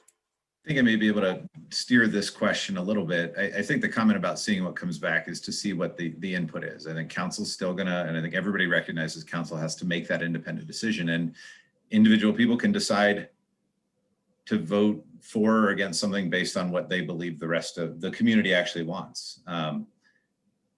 But the important part of this is ultimately the vote is going to be an at-large vote on the charter amendment. And so whatever we're putting forward, if there's a bias in the response on this survey, which council wants to get general community feedback, that bias may also be present in the ultimate vote. And so you'll have to keep that in mind as you're selecting an option that could diminish voting strength or in the north, you know, or split representation. Voters may take that as something that diminishes their power and vote against it. So you have to keep that in mind at the end of the day. You're still going to be dealing with this potential imbalance based off geography as you make your decision. And just to follow up, I think if you do go out to the community, it would be important to have their address to find out what section, because I think that would help us see, you know, how it's affecting them, in which way, and their options that they pick. So I would definitely want to see their location or their address on the surveys.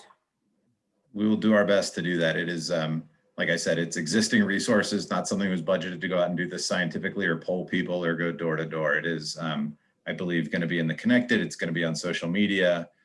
Beyond that, we may have flyers at rec centers that people can't go to really, or in the civic center as well. So, Councilmember Alan Thomas. Yes, thank you. I just wanted to add as well, you know, that I do think it is important just to not, you know, going along those same lines to make sure that it does include not just the voters. It, you know, it's like I said, especially in the South, because they are going to be, you know, I think underrepresented. So I think I'm hoping that it does involve everybody, not just by lists of registered voters. Thank you.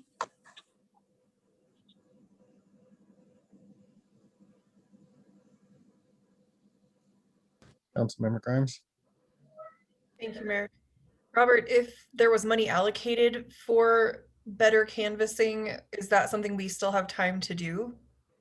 This is such an important issue. It seems silly to, you know, fall short because of funds if we could reallocate money to do this better. you can do anything with money, right? I think you could get it underway, other priorities at the city. You'd be delving into issues that are outside of my purview in managing city staff in that way and city contracts. I think shifting this month to do surveys in a time of the pandemic and have results in by May to allow us to draft the ordinance would probably be a pretty tall, expensive order. That's my thought about how that might work. I wouldn't even know how much that might cost. Thank you for that. I would ask that other council members maybe weigh in on that idea. It just seems like this is such a big piece of the future of how we move forward as Commerce City. And if we want to do it right, rather than look back and say, man, we should have knocked on doors. We should have asked more people, because I think we're going to fall short of reaching the community and the residents that we're wanting to engage by kind of doing it this way, you know, just with existing resources kind of in a quick fashion. So I'd be interested to hear if anyone else would be interested in allocating some funds to do this a little better. Councilmember Wadiola. I agree with Councilwoman Grimes. I think this is super important. And if we could come up with a small budget to do that, I also want to throw in that we might want to hit up our boards and commissions also and ask them to have that, whatever you guys come up with, as an agenda item, so they could do it there and then. There's always scheduled times. And I think that's good feedback for residents that are involved in boards and commissions. But I would support something given a budget. This is important. Talking to past council members, they all talk about this and they just say, you know, it never fell through because of money or because, you know, the influence or who's going to vote, they're running. And they're, you know, they give us props that we're taking this on, because no other council, this has been coming up for a while and it's never gone through, and for whatever reasons. And, you know, I would agree with Mayor Huseman, what he said when we first had this, like, we need to act. We always say later, or wait. And I think we need to act. So if that means giving Dylan a little budget, I think I would be supportive of that.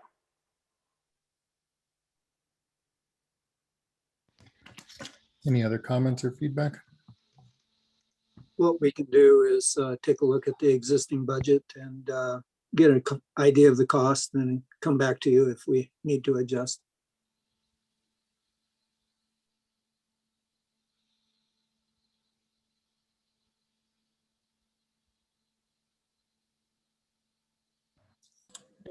Thank you very much for the conversation. We'll move on to the next agenda item, which is potential redevelopment of a capped landfill property at Forest and 48th. I'd like to invite Jenna Lowry, management analyst, to make the presentation. I'll jump in here a second. Jenna's computer failed this evening, and so she's going to be logging on that way. Okay, she's logged on by telephone, so hopefully it'll go okay.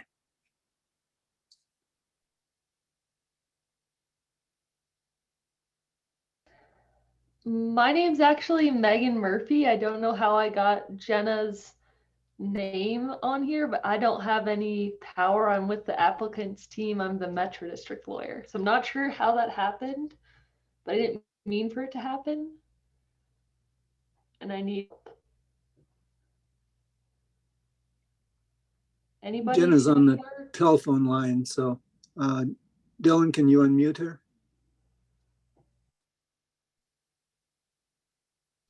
Let me see what I can do here.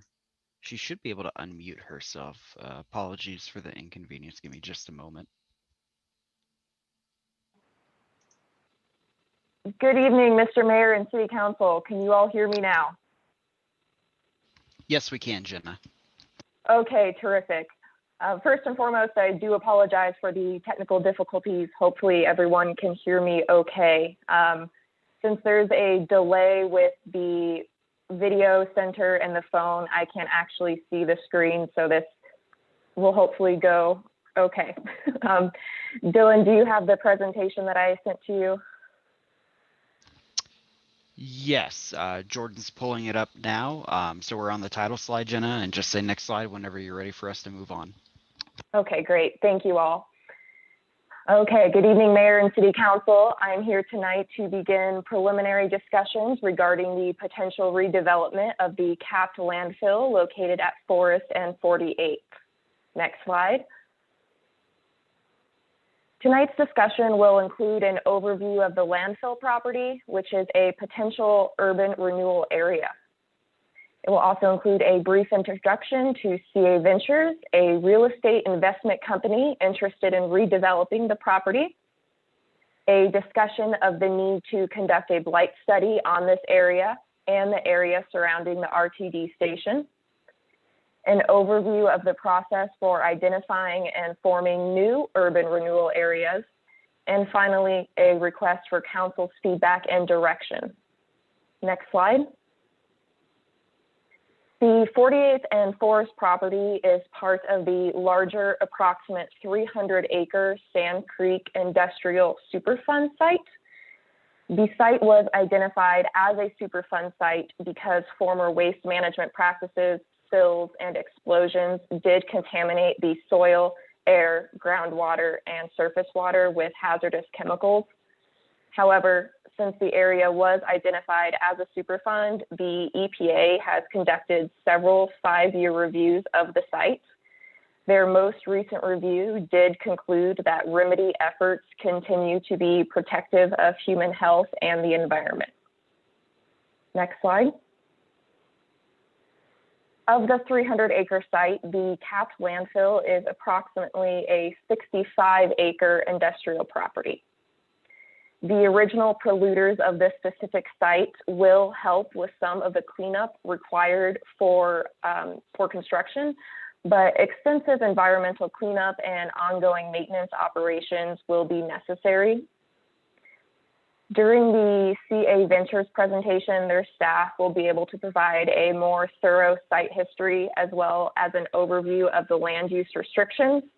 I will also be available to answer specific questions that council may have about the site at the end of the presentation. Next slide, please.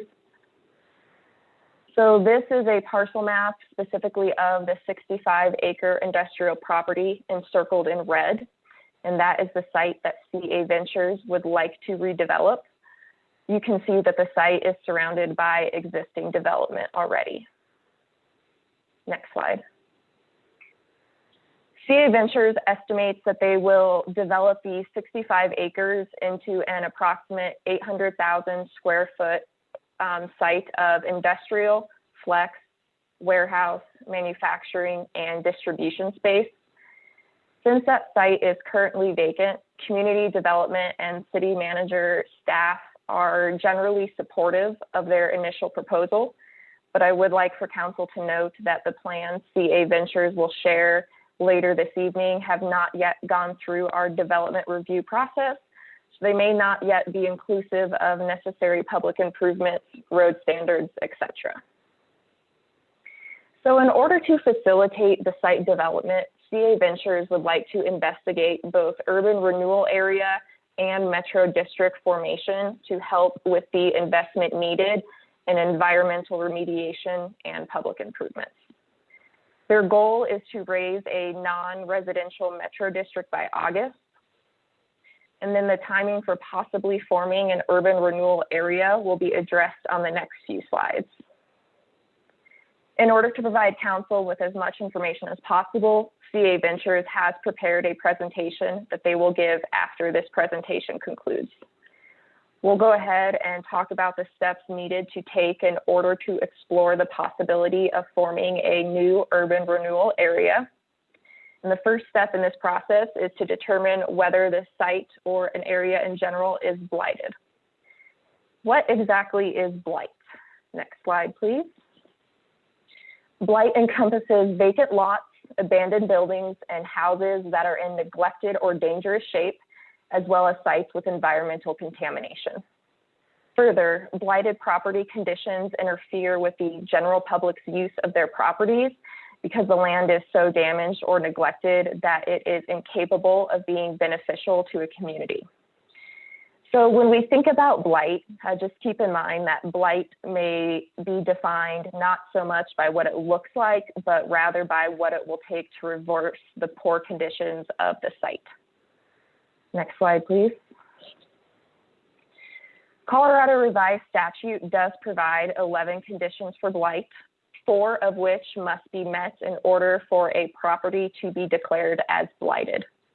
The conditions are summarized as follows: slum, deteriorated or deteriorating structures, predominance of defective or inadequate street layout, faulty lot layout in relation to size, adequacy, accessibility, or usefulness, unsanitary or unsafe conditions, deterioration of site or other improvements, unsafe topography or inadequate public improvements, defective or unusual conditions of title, existence of conditions that endanger life or property, buildings that are unsafe or unhealthy for people to live or work, environmental contamination of buildings or property, and existence of health, safety, or welfare factors requiring high levels of services or substantial underutilization or vacancy.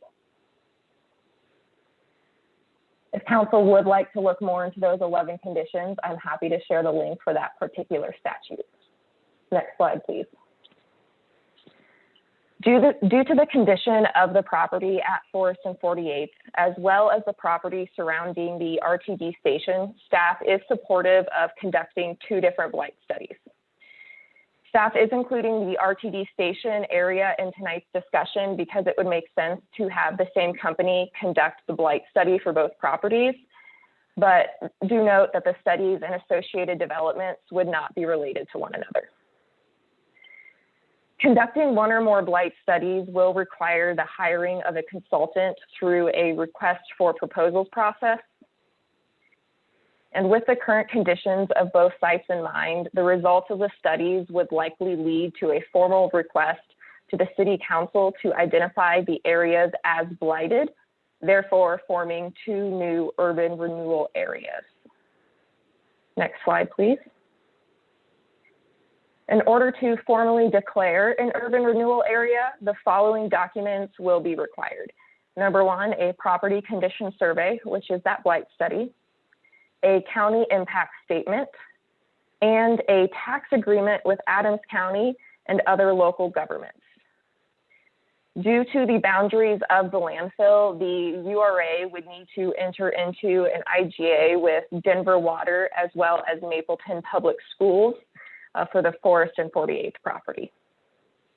Again, in order for an area to be declared blighted, 4 of the 11 previously mentioned conditions must be met. Lastly, the URA formation process for both sites would include extensive public engagement efforts after the respective blight studies have been completed. Next slide, please. As with all projects, this effort would have an associated cost. Staff would like to engage Ricker Cunningham to conduct the blight studies.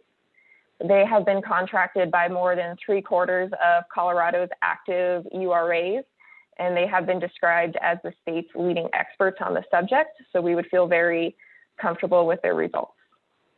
Their associated fee is $10,000 to $15,000 per month. If council does agree to move forward with one or both of the blight studies, staff hopes to have a request for proposals sent out in early Q2 of this year. Once the city enters into an agreement with Ricker Cunningham or another contractor, each blight study would take approximately 2 to 3 months. The studies would be followed by 4 to 6 months of community engagement processes, which would then be followed by negotiations with the county and other government entities. Finally, the documents and proposals would go before the county and city council for ratification. Next slide, please. So that concludes my presentation and staff's portion of tonight's discussion. After we have an opportunity to address council's questions, comments, and concerns for staff, I will go ahead and turn the presentation over to CA Ventures, and they will discuss the site and required mitigation in more detail, and they will provide an overview of their development proposal. So thank you very much for your time, and please go ahead and let myself and Roger know if you have any questions. Thank you.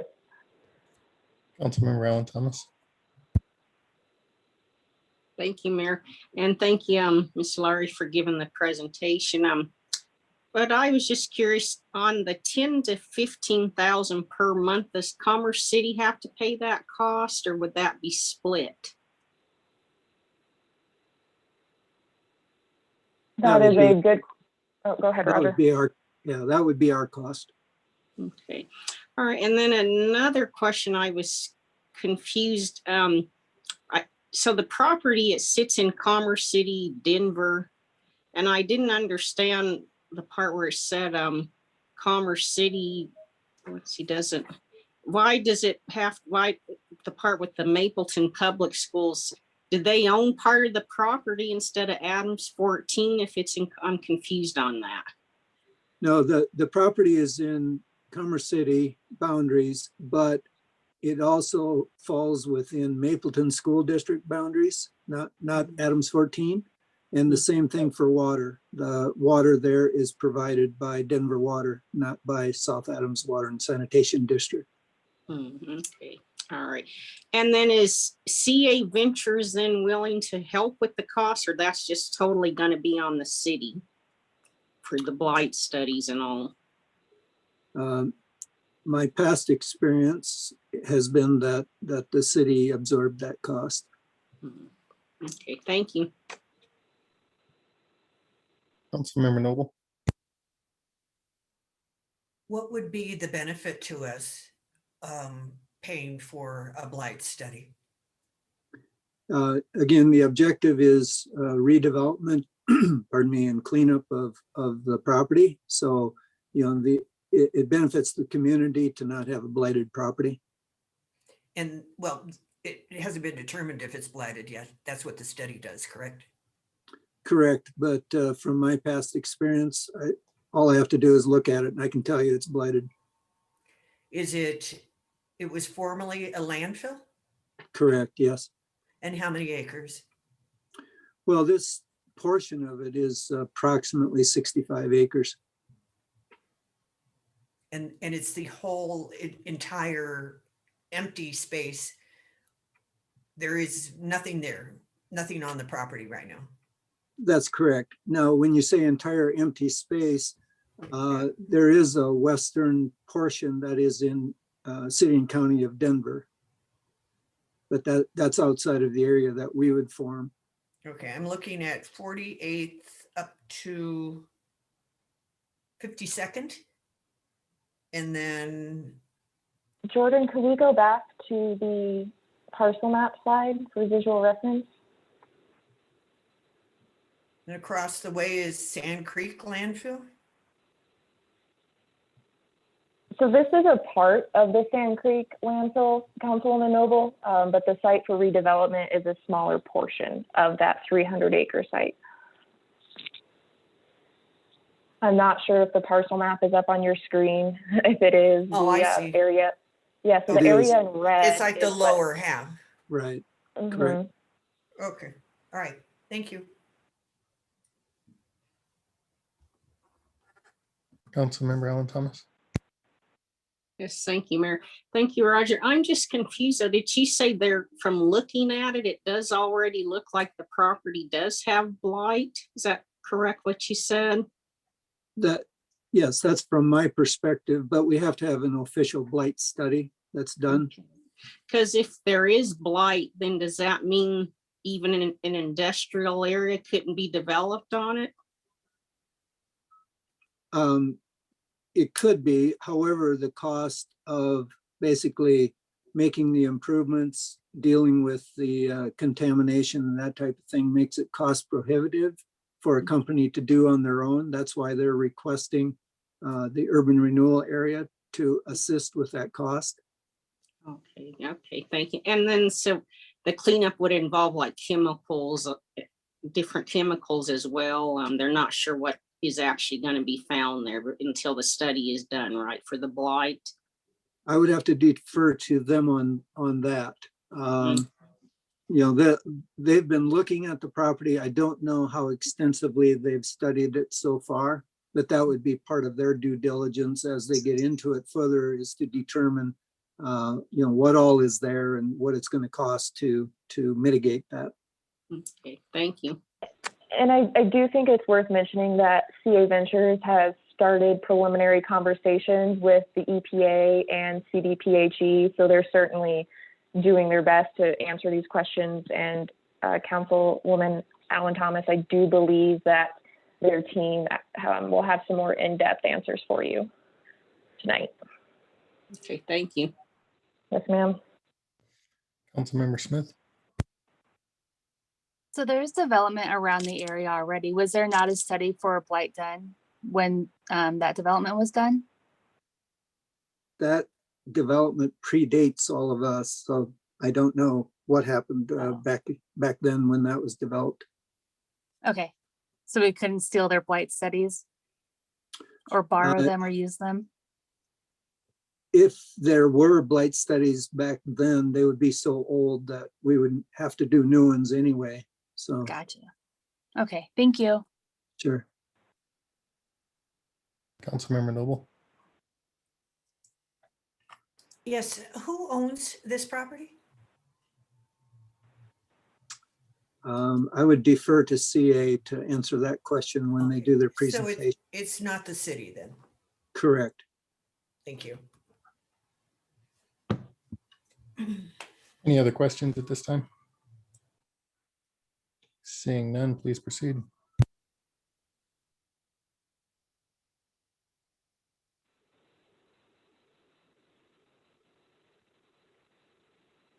Jordan Dillon, if you could please let Bruce O'Donnell and his team in as panelists, and they will go ahead and give their presentation. Thank you. All right, we're moving everyone over now. Thank you, Jenna. Appreciate that very much, sir.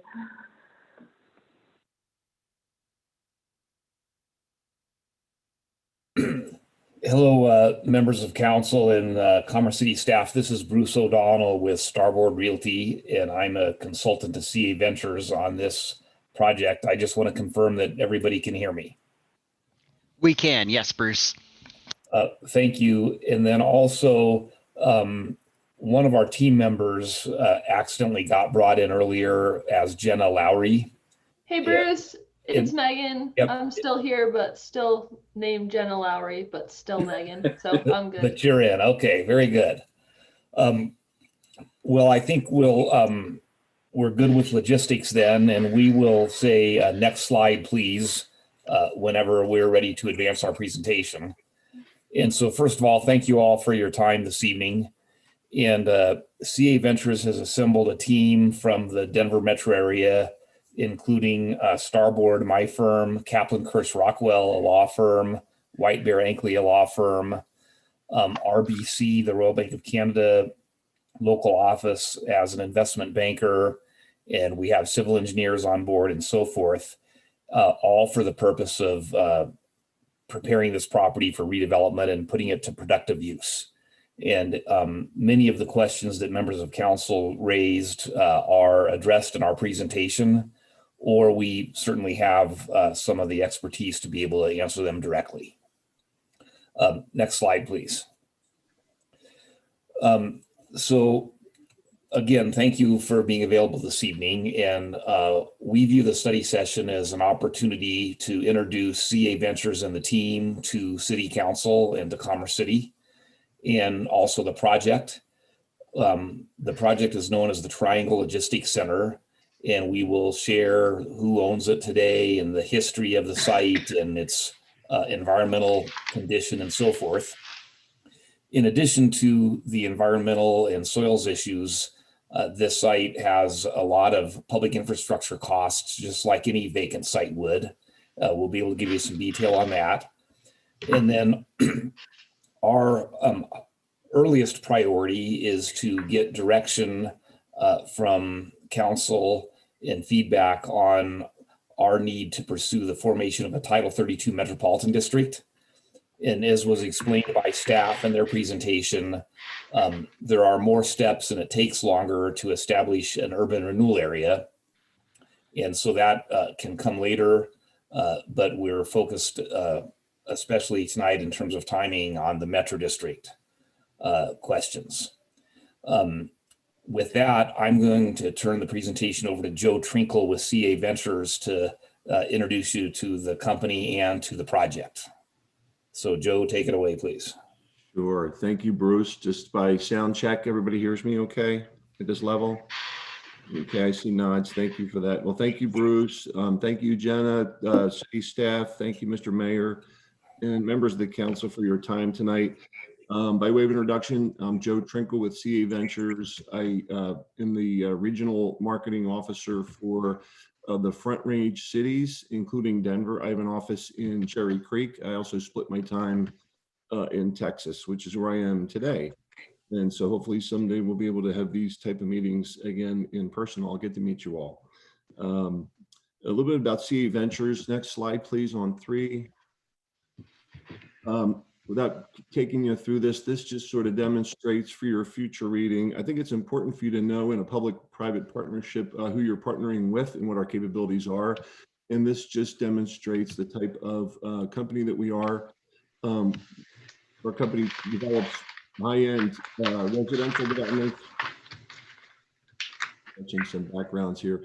High-end residential developments for students, senior, multi-family residential. And I think Sarah might need to go on. Sarah Rockwell, would you mind hitting mute for us? Sorry to do that to you. So it's my job to look for opportunities to do these industrial Class A developments. We also do medical and life science type buildings. We're a multinational firm. Next slide, please. And we deal with a lot of very well-known investment partners, which are listed here. Our partner on this particular project is not shown in this slide. I needed to get their permission to say who they were, and they've since given it to me since the slides were produced, but it's a company called DWS Reef. And if you look into them, they're a roughly an $800 billion investment firm. It's an organization who's partnered with CA Ventures in the past on other product types. This would be their first of 2 or 3 industrial projects that they've partnered with me on. As our investment partner. They've agreed to join us in this venture on this site, given the business plan that we're going to talk about tonight. And of course, there's an absolute critical component of that, which is this public financing component. Next slide, please. And this is just a graphical depiction of the growth of our company in terms of the timing of our product types. You can see when we've gotten into, started out in student and then sort of grew into this newer product type in industrial since 2017. And also when we entered the Latin American markets and the European markets. We have 342 corporate employees roughly today, plus or minus as the days change, about 1,500 total, including property level employees that take care of the occupants of our buildings. In slide 6, just again about our product type, where they are. in their size. And we'll keep moving on to number 7, please. And this is an obvious pictorial of the location and why it's important to us. And this is a heat map by population.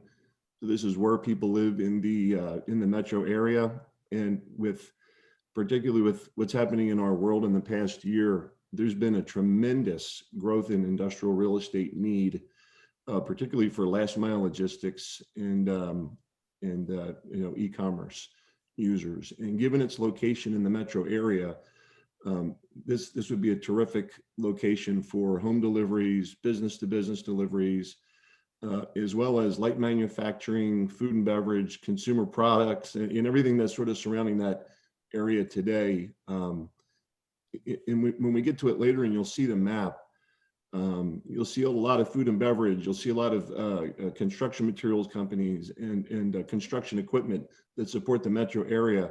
And those companies are growing right now. And if they need more space, they have to leave the area to get it. And so we're trying to capture that phenomenon. Next slide, please. So this just gives a pictorial of some of the household names, or at least their household names in the industrial real estate sector, and the types of jobs that would be coming to the area. And I should also point out that there are 3 or 4 bus stops that surround this particular site, which would be terrific for the kind of jobs that could become available, that we hope to become available after the project is completed. And so this kind of tells you why the site. It's where it is. It's the right time in the market for it. It's also, we feel, the right time in the production of the landfill and some of the things that happen beneath the surface. And we think we've got the right team here. We've got the right legal counsel for the environmental, for the public financing. We've got a development expert, Links Chen, who's going to do a little bit of talking. And he's done this type of project around the country.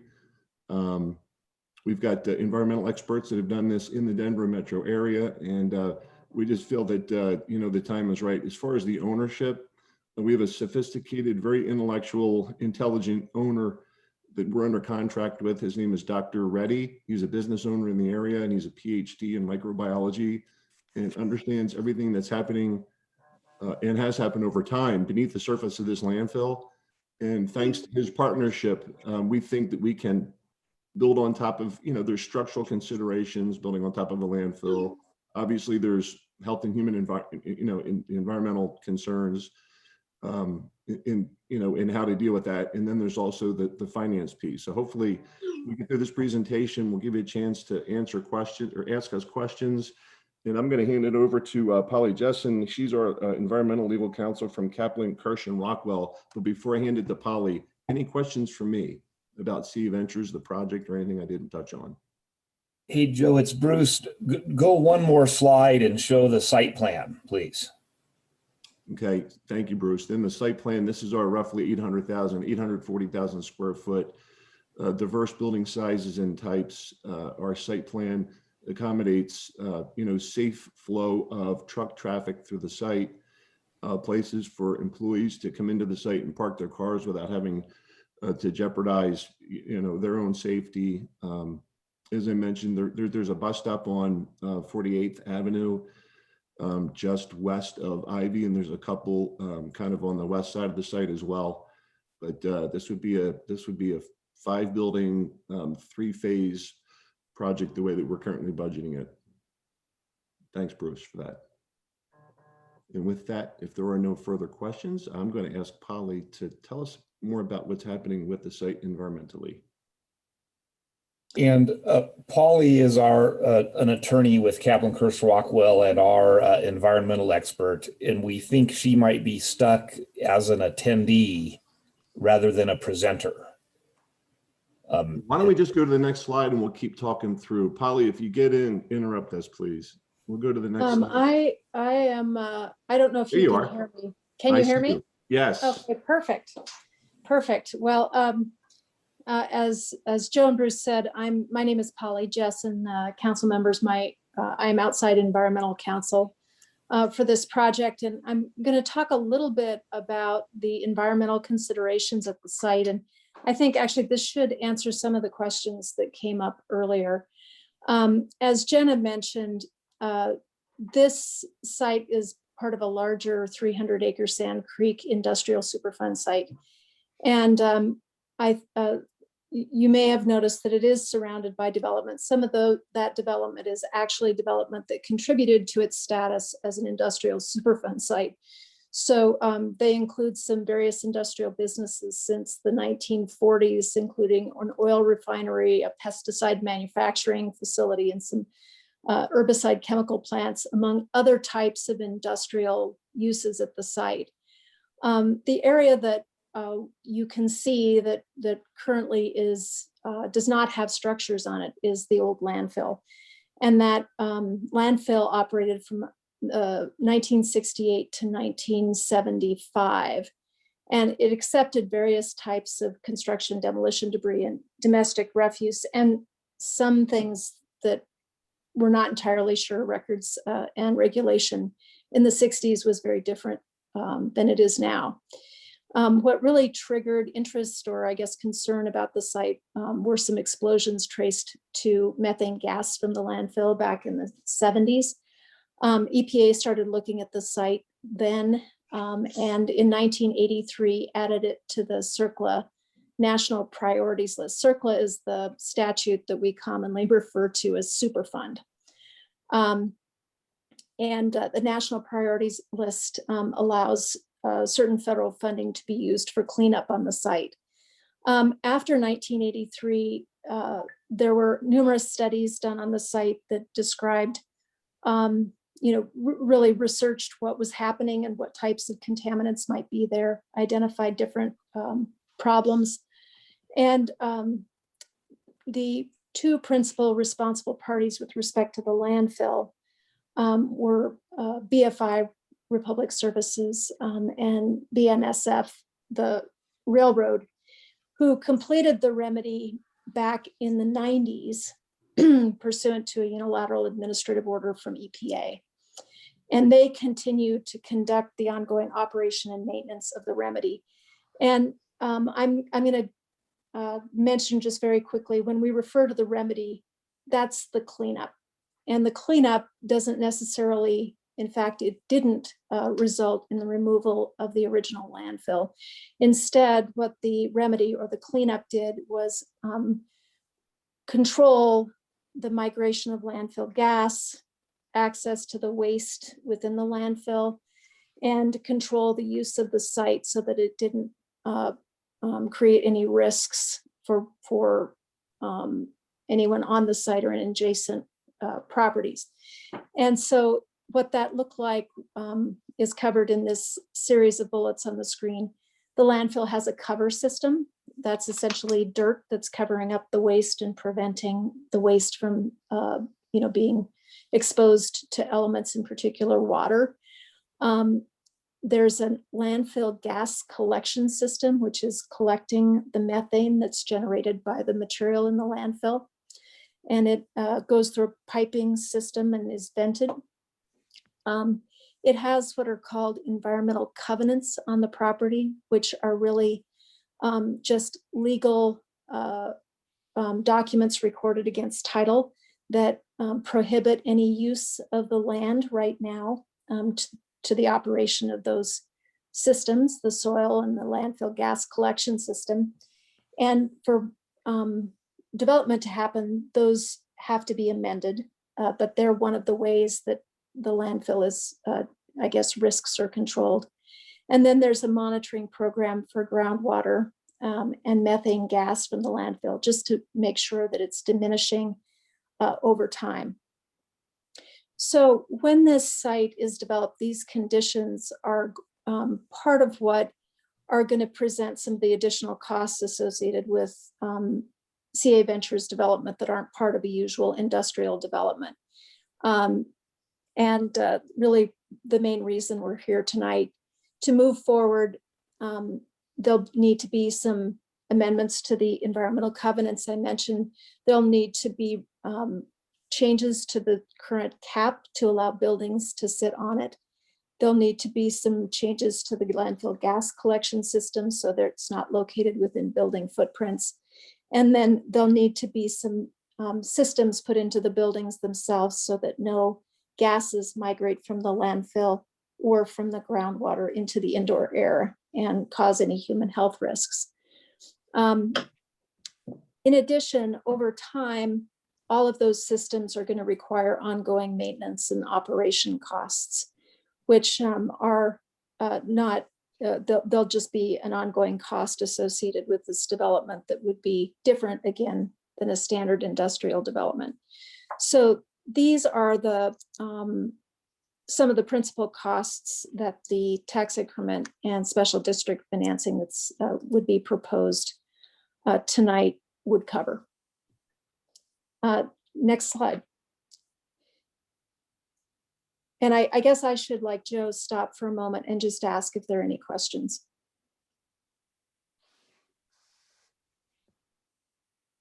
Should we carry on with the presentation? Okay. Thank you, Polly.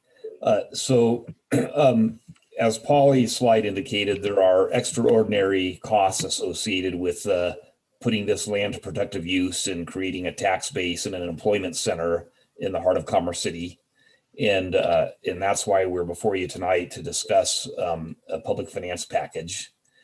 And as you've seen in the site plan and the map that Jenna shared, we're talking about the triangular site of vacant land at 48th and Forest. It's an environmentally impacted landfill for over 50 years. Like any other undeveloped site, we need to also provide public infrastructure to include roadways and wet utilities.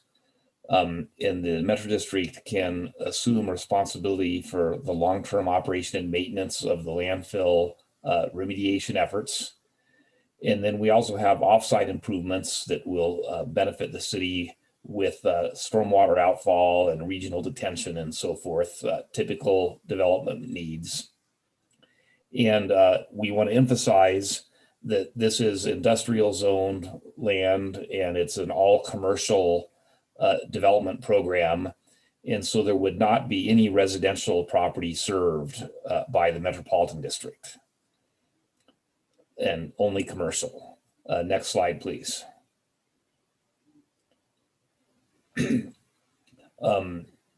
Megan, do you want to address these or? Happy to jump in. Yep. Megan Murphy from White Bear Ankley, Tanaka and Waldron, mayor, council members, staff, consultants. Happy to see you guys again. We're going to talk Metro districts, we're going to talk urban renewal and get a feel for this project. So the public improvement expense categories are something you guys have seen before on a lot of your Metro districts. Nothing out of the ordinary here, except for when we get to the extraordinary costs, which are out of the ordinary. So particular to this site, as many have highlighted, we've got some deep pile foundation, a lot of dirt, a vapor system, which Polly can help us understand, and modification of a site-wide gas collection system. Long-term operations and maintenance of these are projected to be within the Metropolitan District. So the district's responsibility as a long-term public entity who can take this on and get insurance coverage for it. In the short term, the financing of this is expected to be funded through TIF, URA, as well as Metro District mill levy. Happy to answer any questions about these expense categories. Maybe turn it over to Lynx or someone else who wants to get into the numbers or the site plan on the next slide. And that was also next slide, please. Jumped right in there. This is Bruce again. Maybe I'll just touch base on the, again, here is the proposed site plan for the industrial park.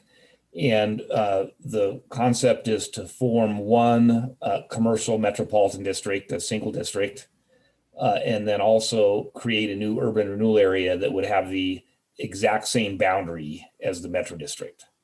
And so the red and the blue lines indicate the boundaries that are coterminous for both the district and the urban renewal area. Next slide, please.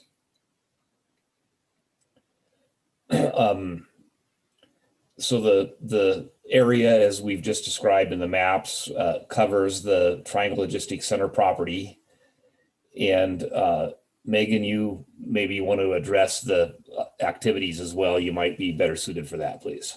Yes, sir. Happy to jump in. So just like you folks have seen before, this is going to be a metro district that can impose taxes and fees. We're intending to come in on your model service plan that you guys have approved and follow all of the applicable procedures in your FAQ, or frequently asked questions, which includes a letter of intent, review by development staff, and then coming to you for a public hearing. We're not intending to do anything off the model when it comes to O&M or funding of capital improvements, as you can see listed here in these authorized activities. This is Bruce again, and Megan, I might jump in. The ongoing monitoring of the environmental condition at the property may require an O&M mill levy that could exceed the 11 mills in the model plan. And so that's a discussion we want to have with staff. But other than that, it would be our intent to follow exactly the model service plan.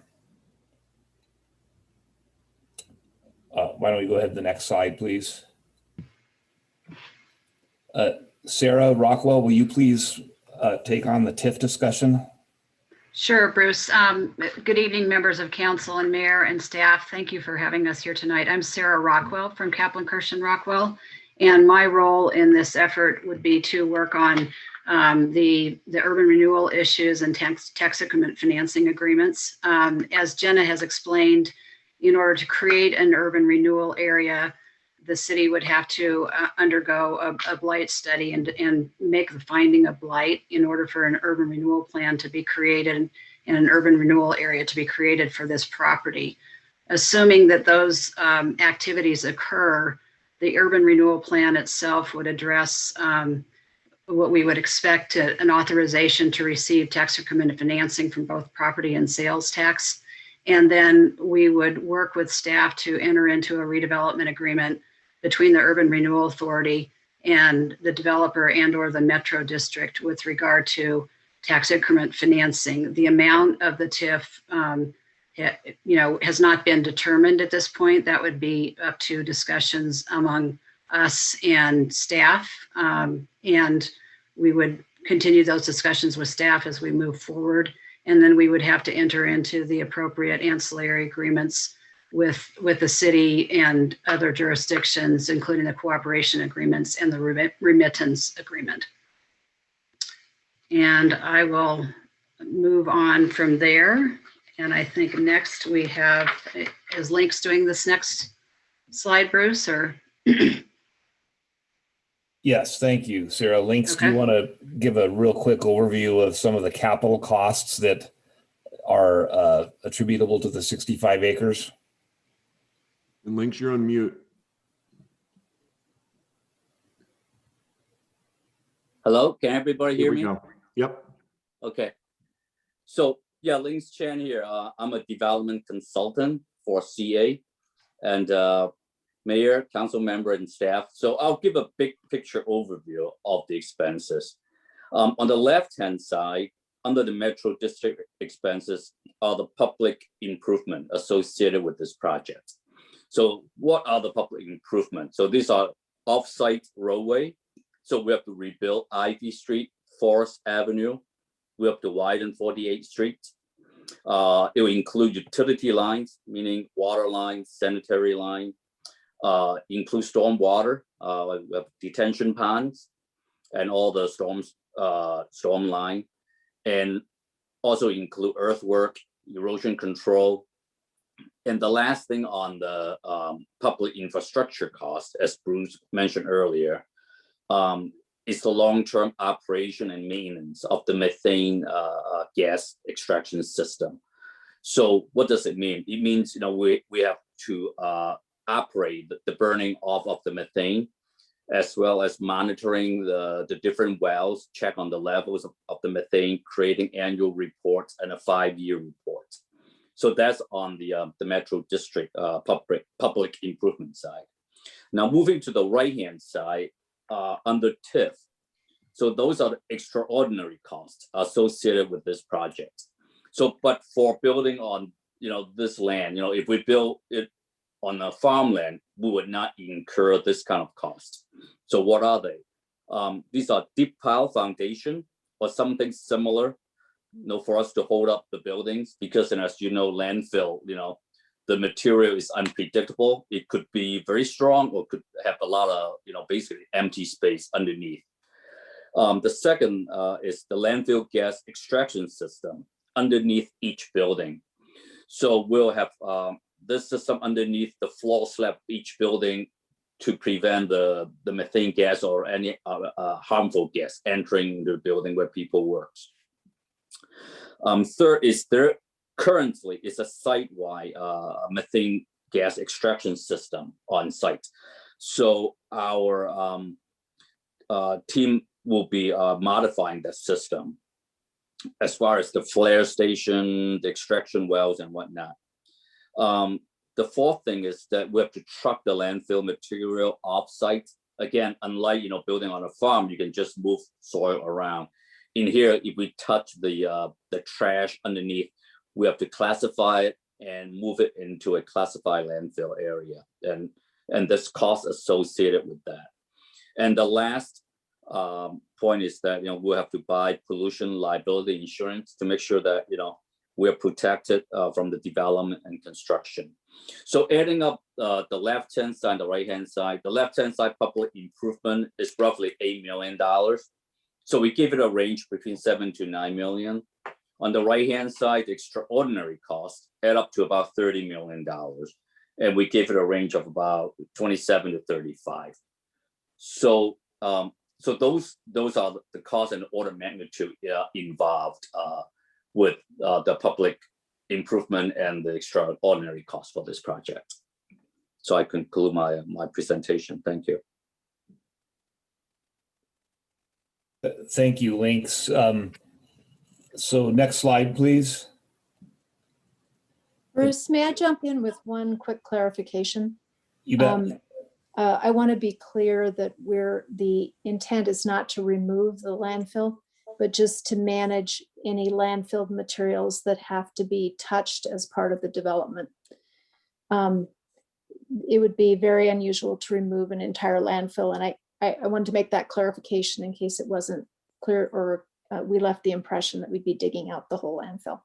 Yeah, thank you, Polly. Okay, on this slide 17, Megan, why don't you please talk a little bit about the next steps in the timeline on the district, and then hand it off to Sarah for the TIF. Please. Yes, sir.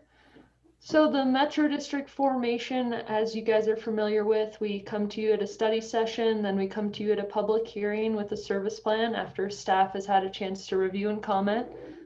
This year, there's only one opportunity to organize a Metro District, and that's November 2nd, when the Tabor election can be held. In order to meet that Tabor election deadline, we need to have our service plan hearing in either August or July. We'd like to have the date in July if that works out with staff and time to review comments. So this proposed schedule shows nodding heads coming tonight, and then moving forward with service plan, staff comments, and a public hearing in July. And I'll turn it over to Sarah to talk about the URA schedule. With regard to the URA schedule, we'd like this to go, if possible, hand in hand, at least as close as possible with the Metro District schedule. And I also wanted to mention that there will be a process of entitlements, of course, that we'll be working on at the same time. But as you can see here, we're contemplating that a blight study could be completed by May, and the urban renewal plan to be completed by June or July with City Council and Urban Renewal Authority approval, that we would then go into negotiating the redevelopment agreement and the associated documents related to TIF, and that in September, we would receive City Council and Urban Renewal Board authority to establish the urban renewal area and to authorize TIF.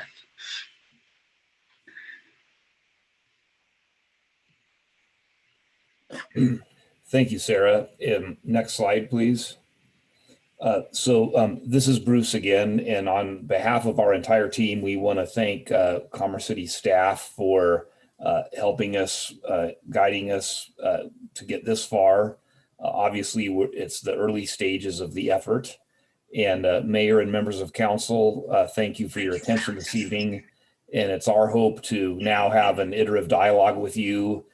We can answer any questions you may have. And then as we said at the beginning, we're also interested in getting some direction from you, as to if this public finance package is a good fit for the city of Commerce City.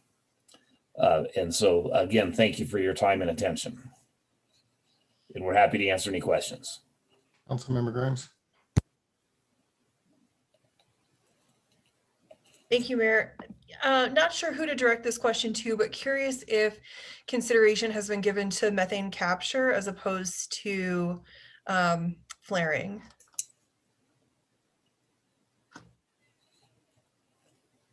Paul, you're on mute. The answer is yes, we have given consideration to that. And, we're anticipating that we may not only want to give consideration to it, but may be required to do it. And that there may actually be some benefits to the project by either selling or beneficially using some of that gas. Is that Links, anything you want to add there? Yeah, no, I was going to say the same thing. Thank you. It's a priority for City Ventures and also for DWS. They're very big, ESG component of their investment is the ability to try to do something like that if it can be done. And we're also investigating potential partnership with solar energy as well. So have costs been included in the estimate that we just looked at for capture versus flaring? I would assume that would be significantly more expensive. Yeah. Go ahead, Legs. Yeah, no, we have not included the capturing cost in there yet. Okay, thank you. Councilmember Alan Thomas. Yes, thank you. I just have a few concerns and questions, but within 2 months, is that enough time to actually get the soil tested and for the blight studies within 2 months? Is that enough time? That might best be a question answered by city staff. Yeah, I would call on Jason to answer that question. He has more recent experience with blight studies than I do.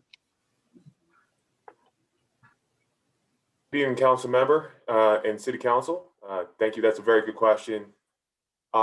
Typically from start to finish, you would anticipate a blight study to take somewhere between a minimum of 3 to 4 months. There is under Urban Renewal State Statute a requirement of when you go out for a blight study, depending upon the properties and quite frankly, the overarching guidance that's been typically given is looking at much larger areas and then contracting to ultimately determine the blight study area boundaries, to then have to issue at least a 120-day notification period as part of that requirement. So when you add that all in together, you're looking at somewhere between the 3 to 4 months for a blight study to be completed. There's another question. I'm confused. Who's trying to make the property urban renewal? Like it seems like it's being pushed on so suddenly. So who's trying to make it an urban renewal?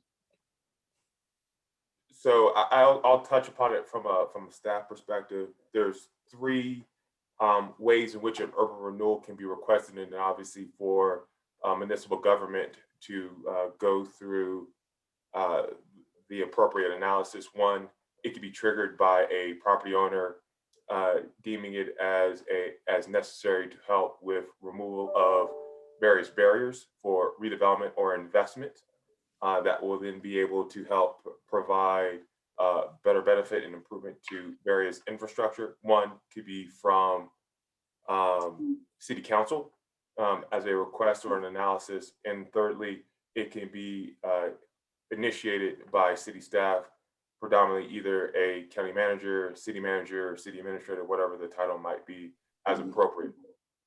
In this instance, there is a joint interest by both the city and by the property owner to initiate a urban renewal. Once again, from a general sense, being able to remove barriers that prevent the redevelopment and or the improvement of various infrastructure to support the continued development and appropriate use of land within an area identified. Because that's where I'm a little confused because I wasn't on city council at the beginning of the Greyhound Park development.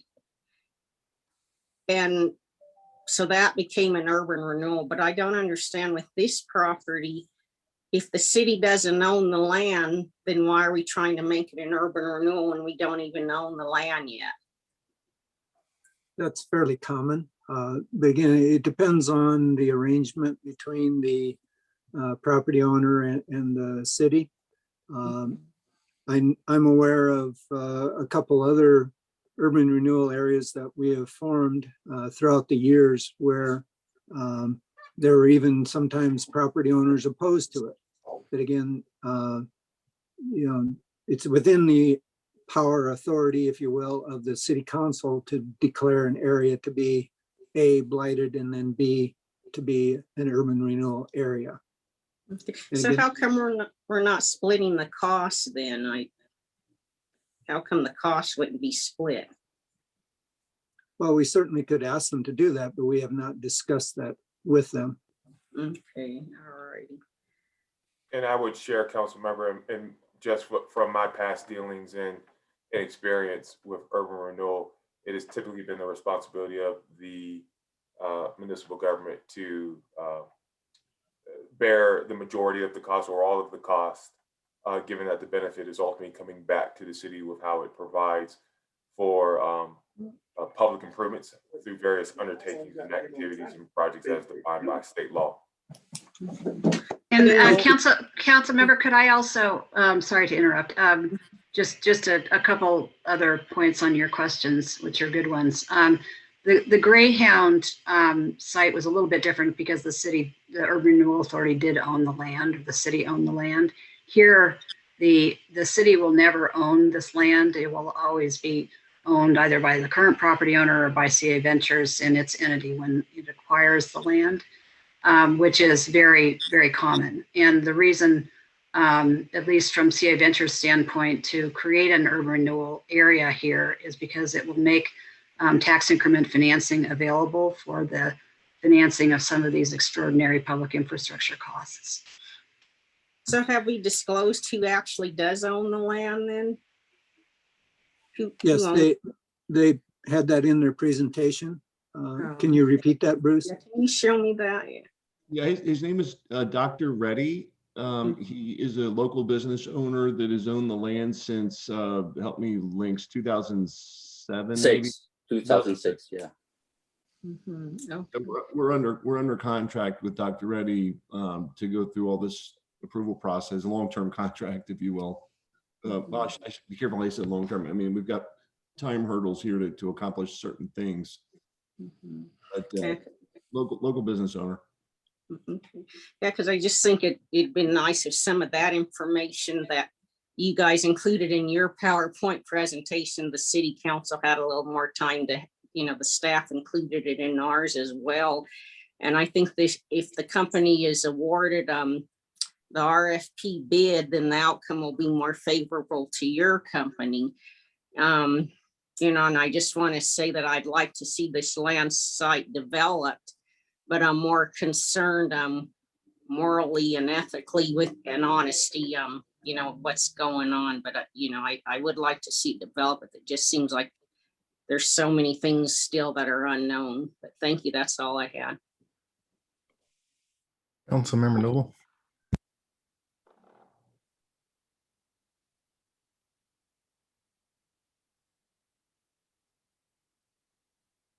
Councilmember, you're on mute. Still on mute. Okay. I'm curious, Roger, what's the municipal bond rate for the dog track? When you say bond rate, what I'm not sure I know what you're Well, they referring. showed a present value 6% at 250,000 a year. What do we have on the dog track? Wasn't it less? Are you talking about? The property? municipal bond, what was the interest on the municipal bond? Well, we have no bonds on the dog track. We do have a loan from the city to the Urban Renewal Authority. Is that what you're referring Okay, to? yeah. Mhm. Okay. As I recall, that's, boy, I believe it's 4% if I recall correctly, but I'll have to verify. Yeah, or less, I think. I think this is an extremely aggressive timeline for a former Superfund site. I am concerned about, as was noted by Councilmember Grimes, flaring methane or any other issues surrounding what was once on that site. This needs to take a lot longer than that. And a microbiologist would certainly know that. I'm interested in how he wound up with this property. But, you know, the idea of having no permeability on the space as well, we're looking at Commerce City as South Commerce City as this concrete jungle, if you will.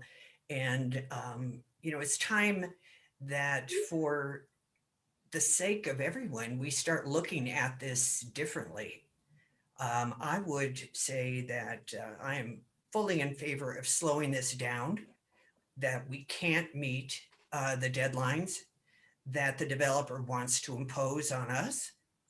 Mr. Rogers already said it takes 3 or 4 months, not 2.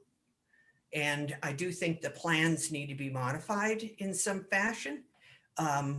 Not to mention that I am concerned about the double dip of the urban renewal and the Metro District. Metro districts have proven to be a large problem in Commerce City as well. And we need to start taking a very close look at that instead of acting like a piggy bank. Thank you. Just a quick comment on the timeline. We should distinguish between the Metro District formation and the urban renewal area formation. I agree with Mr. Rogers that the urban renewal area is going to take longer. However, it can be formed later than the Metro District. And in fact, there may be an advantage then because the TIF doesn't capture the Metro District levy if there's an agreement between those two entities. And so that implies there has to be a Metro District before you can even enter into an agreement between the Urban Renewal Authority and the Metro District. So that would be my only comment about the timeline. And I would have to defer to Mr. Sheasley about the timeline for forming a Metro District. I agree it sounds fairly aggressive, but I would defer to him regarding that timeline, whether it's feasible or not. And based on the representations that there wouldn't be significant modifications to the service plan, I don't believe that timeline is overly aggressive. If there aren't changes to that or any additional asks from the city, the urban renewal timeline is another question though. Well, I think it's something that we need to look at very closely. It sits on Sand Creek, and it does appear to be a very aggressive timeline, plus the environmental concerns, I think, are very great. So I would not favor moving quickly on this without a greater understanding of all of the pieces. Councilmember Madera. What's the methane mitigation system that they have right now? Is it wells that are then flared, or how's that work? Yeah, Links Chen here. So yeah, so right now there is a basically a spaghetti web of pipes underground that collect these methane gas and suck it into a flare station and burn off. And And they're also monitoring wells around the site that measure the methane gas level in the soil annually. So. And so the plan would be obviously to improve that significantly, correct, in order to make it. Well, obviously, because right now it's just a site-wide system, but when you have buildings, you have enclosed space, right? So that's why in our engineering, we also have we call it belts and suspender, another system that we have like basically pipes underneath the floor slab of each building. And then there's a vent pipe that basically suck the gas into the air. So we have that system plus the site-wide system as well. Can I add to that answer too? It should be noted that the methane levels, the production levels over the years have been monitored, measured, recorded, and have considerably dropped, which is why we feel like, we've looked at this as an opportunity to take the antiquated systems with the different production levels and do something different on top of the site. To the point where of the 71 wells, I mean, maybe 10% of them are already, they've been capped so that, as to not allow air to backfill into the ground system. So, so just as a point of reference. The second thing is that the CDPHE and the EPA folks have, they've been all over this site and monitoring it in terms of public safety and health and et cetera. So, I mean, this is not new to them. I think the other piece that's important here is that for this modification to happen, it will be approved by both CDPHE and EPA. In other words, it will have their technical oversight from a human health and safety perspective as part of the existing regulatory structure of the site. So the whole, I guess, design and operation and long-term approach to redevelopment will be closely monitored by our health and environmental agencies. So it won't be, it won't be the Wild West by any stretch of the imagination. This is a very closely regulated process. Yeah. And I think we also should mention that we pretty much have been having monthly and recently bi-weekly meeting with the CDPH and EPA. So they know what we have been conceptually designing every step of the way. And has there been any other issues like PFAS or PFOA, any of those other forever chemicals on the site that you know of? Not that we're aware of. The majority of the pollutions are vapor, VOC, or vapor organic compound, and the big part of that is methane, and there are some other gas as well, but methane is the big one. As a practical point to that one, we've done geotechnical borings on the site, 9 or 10 of them, links 9. Yep.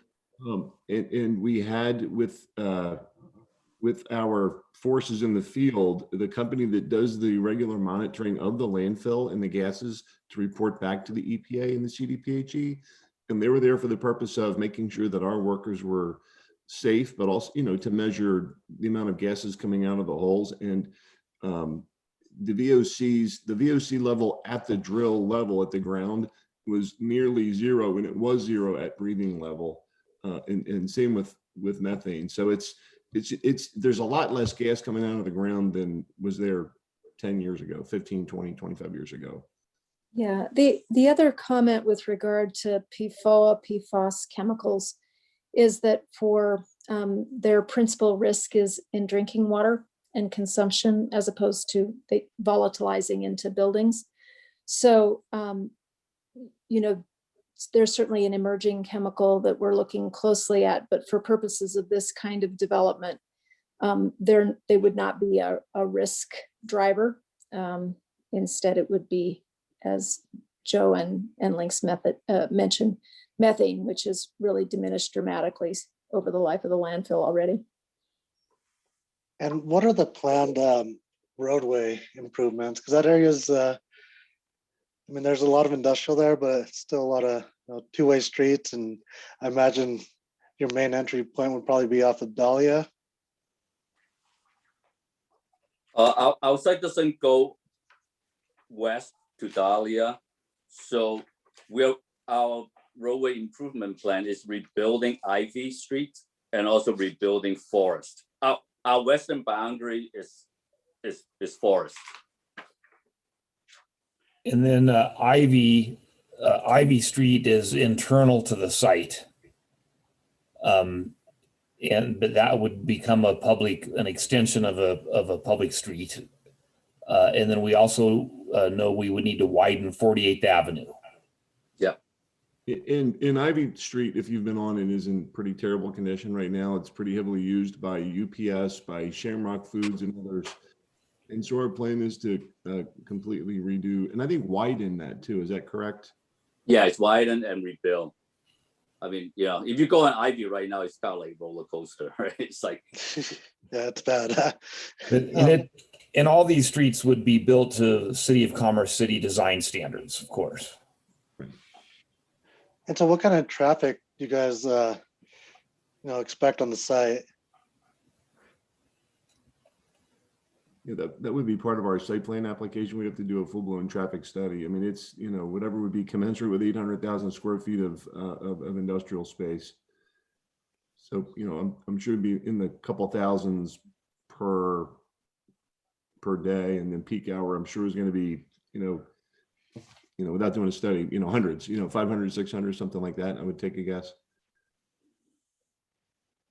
Somebody else might have a better answer. Right. Yeah. So we are still very preliminary. We spent a lot of time, digging through the sort of the environmental reports, and so we have been focusing on that. This next phase, we have not really, dig deep into it, but there will be the next phase in our site plan approval process with Commerce City. We'll have to submit a traffic study report. So. Right. Thank you. That's all the questions I have. Okay. Councilmember Wadiola. Thank you, Mayor.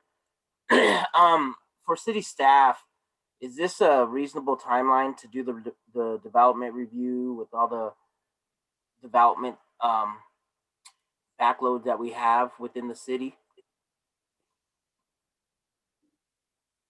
I'd defer to Mr. Rogers on that.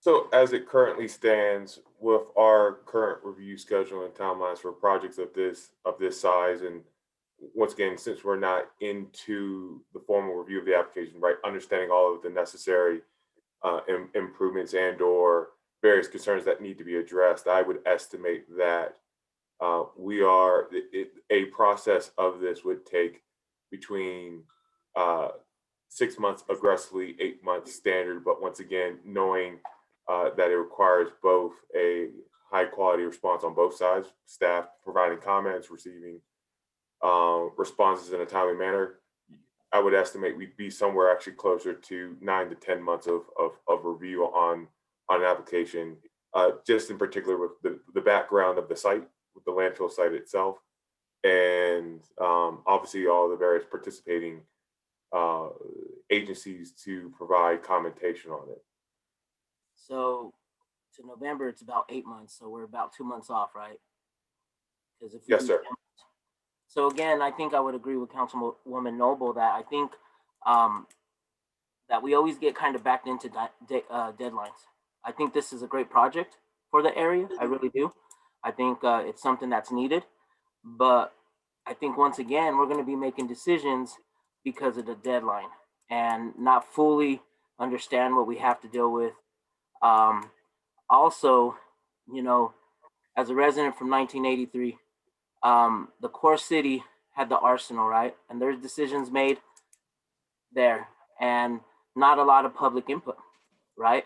I think with the issues that we have with Suncor and the refinery, I think we owe it to our residents to really vent this process out, since they're going to be, if we do something like that, the taxpayers are going to be paying for some of it.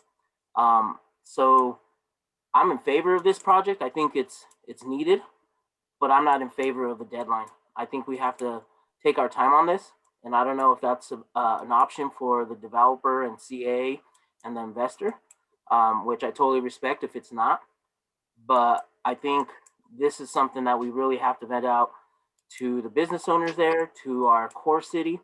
Some of our residents that they didn't even know there was a landfill there, right? So I'm getting a text right now. I'm like, really, another thing? You know, there's the core. That's exactly what I got just earlier.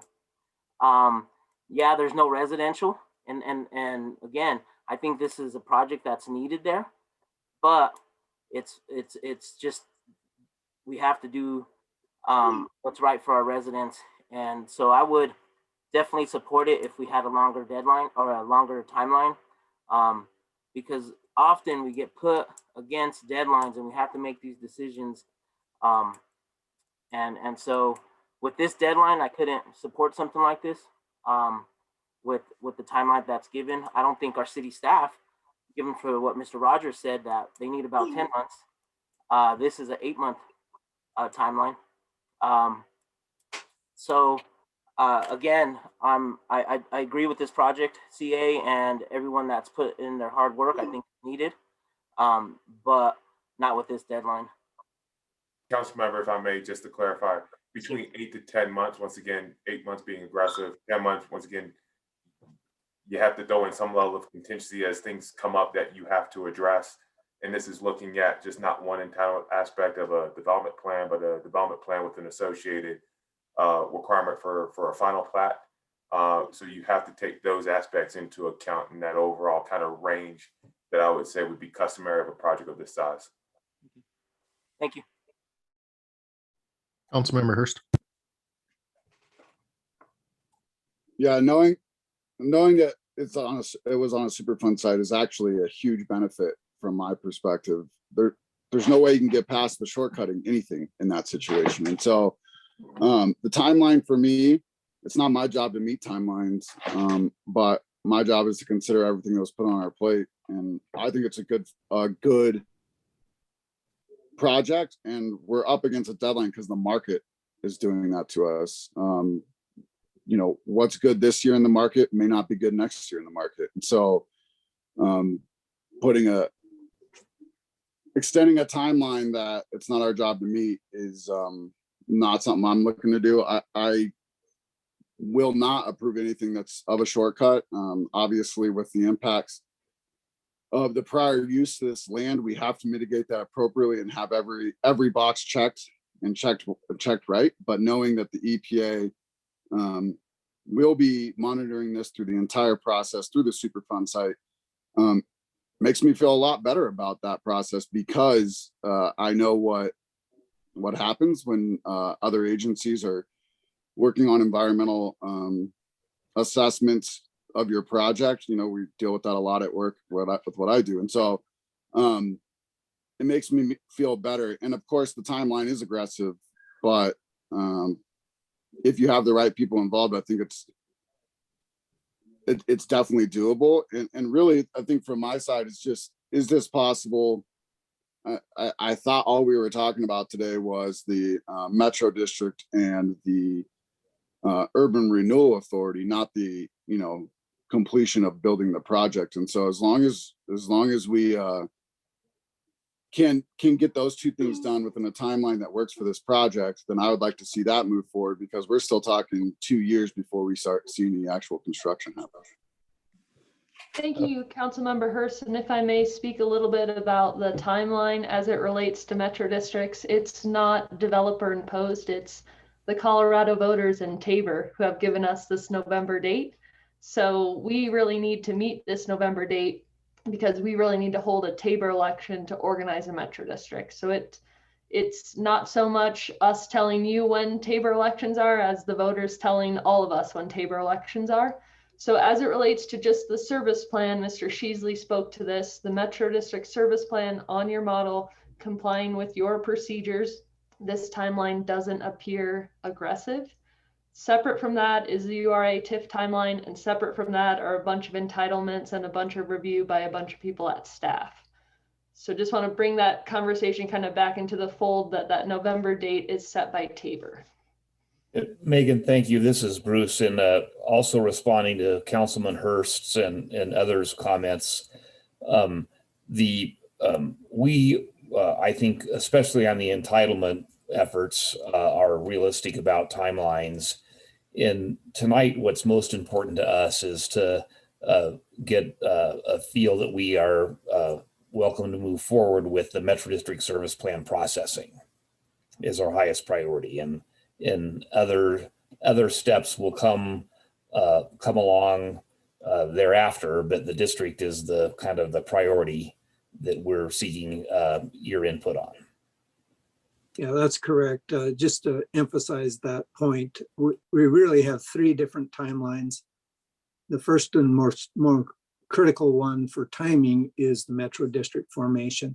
The urban renewal area that can be formed, take the amount of time it takes. What Mr. Rogers was talking about is staff review of the development, which is a totally different timeline. So just want to make sure that we keep those three separate and not confuse those.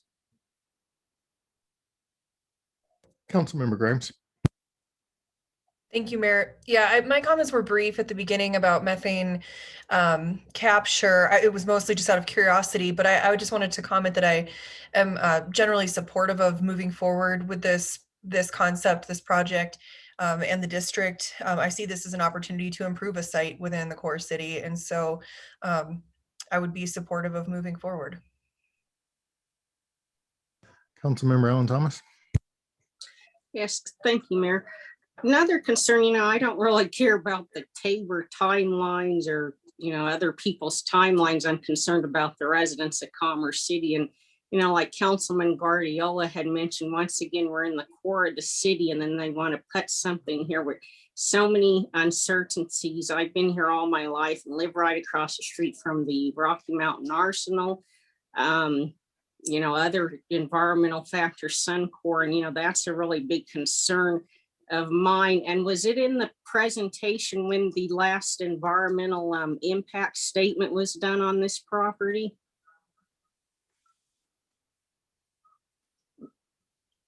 Yeah, we had a phase 1 done, environmental impact study done, I believe was October or November timeframe. Yeah, I think we're talking about a couple of different studies. What we've done is an environmental site assessments, which assesses the current conditions of the site. And there also was what's called a 5-year review that EPA does that was just completed in December. Those aren't technically environmental impact statements, but they're the applicable environmental assessments that are done on these kinds of sites. So was the Commerce City staff, or because I know City Council wasn't given those studies, but was that presented to the Commerce City staff? Those reports are certainly available. I don't believe that they have been submitted yet. And they're at this moment, kind of background documents that are part of the, kind of private assessment of the property, as well as EPA's own CERCLA, so statutory process. The 5-year reviews are part of their statutory process. Yeah, thank you. Because just right now, I couldn't support this till more studies were done and we had more information. Because like I said, once again, I feel like, I would like to see that land eventually developed, but I just feel like I don't understand the urgency. And once again, it feels like they're just trying to throw something up again in the core of the city. So thank you. Council member, I think that there's a tremendous amount of study done of this site. So, certainly those are reports that can be provided and are publicly available. So it's not they're easily accessible and can be provided for sure. So Jason, can you get us those reports then? If I would like to see them. I don't know if any other council members and the mayor would, but I would like to see them before I could make a decision on this as well. And just the urgency of rushing something through, and then at the cost of the city as well. That's a concern of mine. And I think it should be split or something, not just all of Commerce City paying all of this expense. Yeah, we can send a link over. Like Polly said, a lot of these report, those 5-year review report were actually public, that anybody can go on the EPA website and download it. And we downloaded it. And so we'll package together in a link to the city staff and for them to distribute it. Question for city staff. What do we think the cost is for the blight study? I've never done one or priced one. What do we think that's going to be? So a blight study on average is somewhere between, I would say, $35,000 to $40,000 for a blight study. But associated with a blight study, Mr. Trinkle, you also have what is a impact statement, which is delivered to the county, which provides an analysis of the potential, I'll say, fiscal impacts associated with the creation of an urban renewal district across property tax revenues, sales tax revenues, and other social service related matters that may be impactful. And then you have the formation of an urban renewal area plan, which identifies your undertakings, projects, and activities to implement the actual urban renewal area. But of that component, you're looking at 35 to 40,000 on a blight study, maybe less depending on the actual area prescribed for the initial assessment and review. Thank you, Mr. Rogers. And that's certainly something I would be willing to figure out how to share in those costs. I mean, I understand the concern.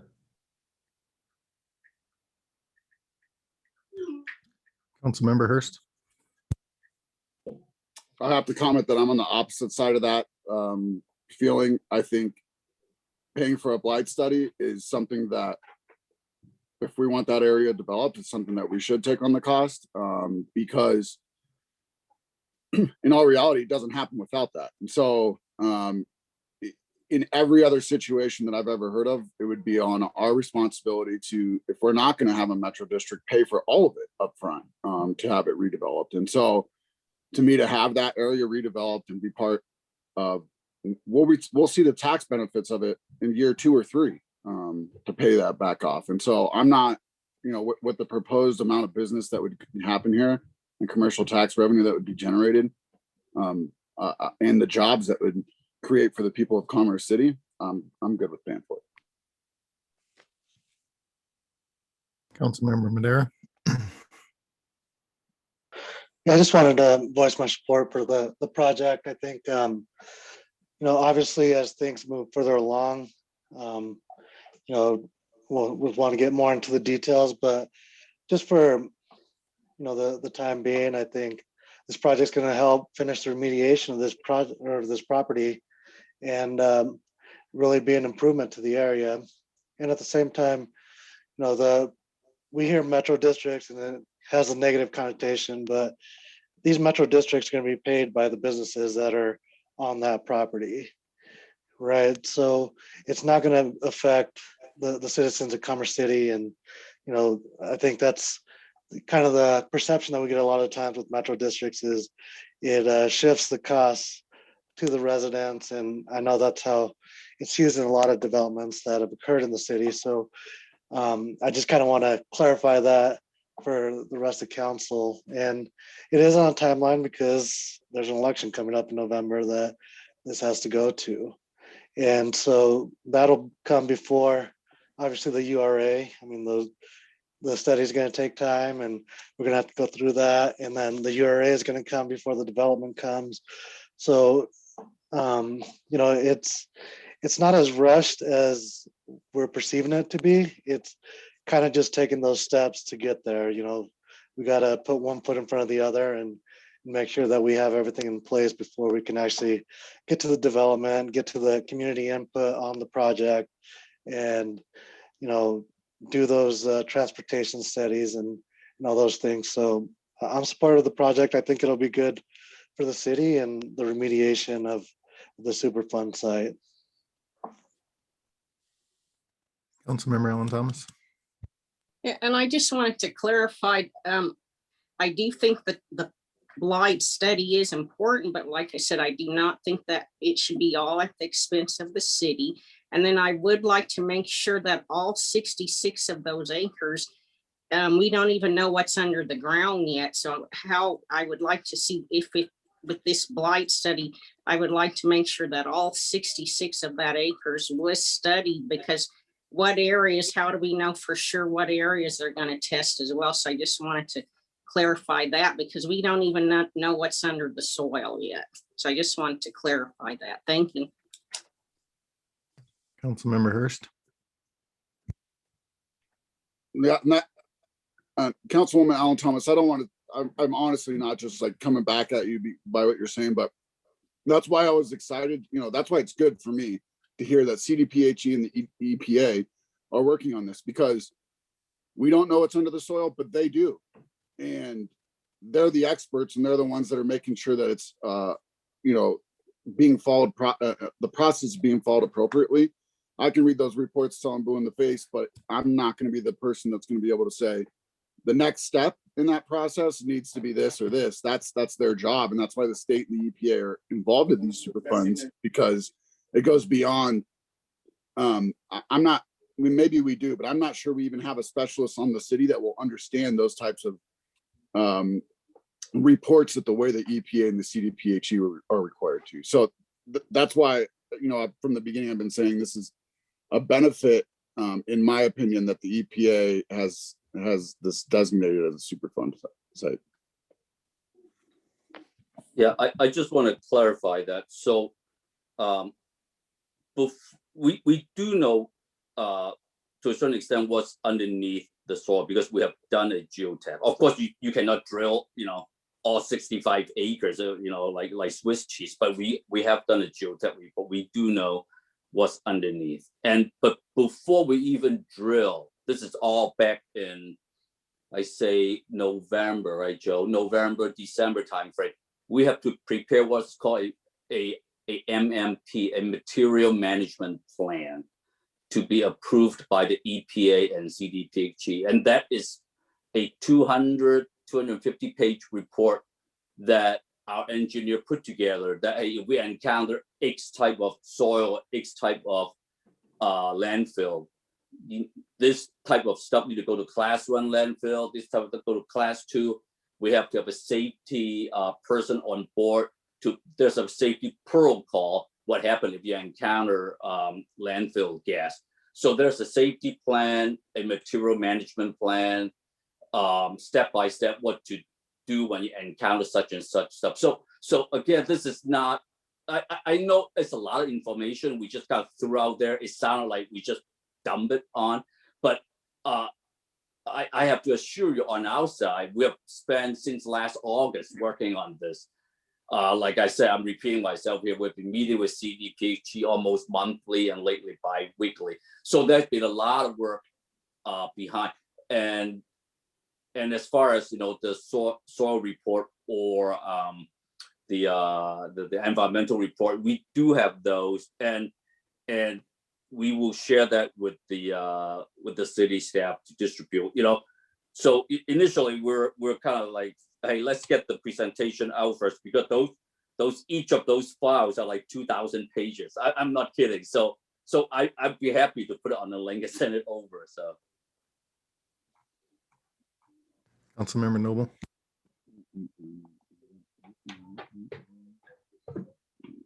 I believe one of your slides said that the site was delisted as a Superfund site. It's no longer a Superfund site. Is that correct, Polly? I'm sorry, it was delisted, although the operation and maintenance of the remedy is still occurring under unilateral order from EPA. And so who takes care of the who takes care of the property then on that basis? the order is implemented by BNSF, Burlington Northern Santa Fe Railroad, and BFI, the waste company.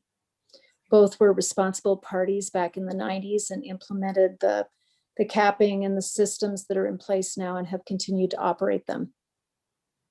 And I have been following along on the comp plan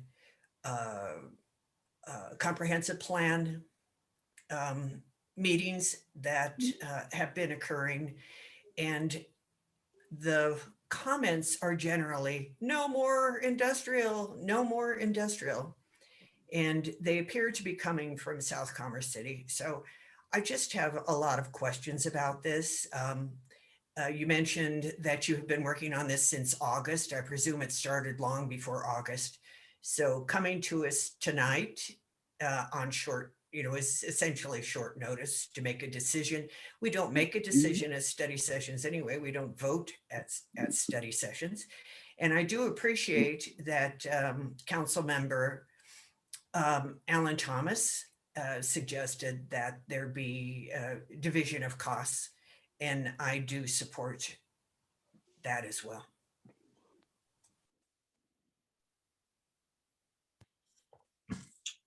Any other questions?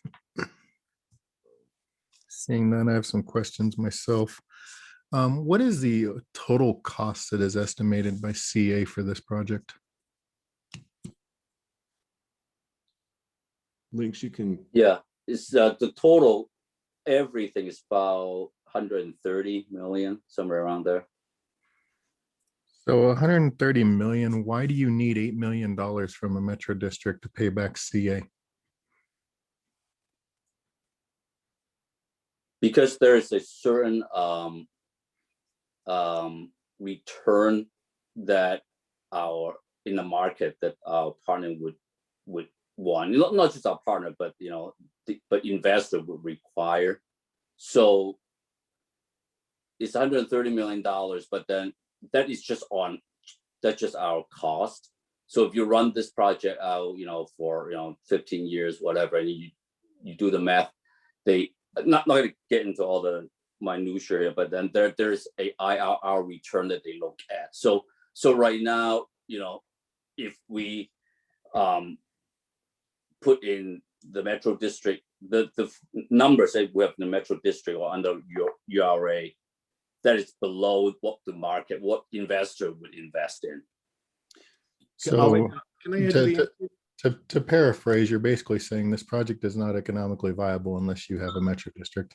That is correct. Yeah, that's correct. District and TIF, Mr. Mayor. It's without them, we don't hit the threshold yields to attract private capital. Yeah, I mean, that's at some point in time, someone's going to have to realize that we can't rely on these crutches in order to get projects to go forward. And that's what they've become, as a crutch. And it's going to take somebody to stand up and say, we're going to do this project without a metro district, and it's going to cost more for the people that buy the homes, or it's going to cost more for the people that buy the industrial buildings to do it. But it's going to, at some point in time, have to be done without putting that cost out there on financed for the next 30 or 40 years for people to have to do. I mean, you're talking about a $130 million project, and you're saying it's not economically viable unless you get $8 million in bonds. I mean, that right there is kind of scary whenever you think of the investment outlay that needs to be done.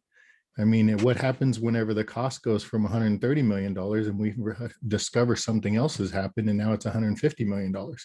Now the project is not economically viable. Now do we have a half partially finished project because it's no longer economically viable? I mean, I'm not seeing if $8 million is the threshold here of whether or not this project is economically viable, I'm not getting a warm fuzzy over the overall viability of your project. Well, Mr. Mayor, it's both. It's the TIF and the metro district, but if your point's taken, I understand. Sorry, Megan, you were going to say. That's okay. I just wanted to clarify that while the costs are shown as Metro District and call it, say, the 8 million range, the plan is for the Metro District to be the issuer with a pledge of the TIF.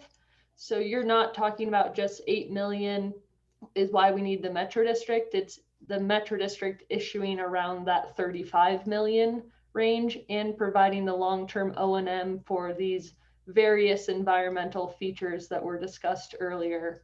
There's an entity that needs to do that, and the Metro District can fill that seat. So it's not just $8 million equals Metro District.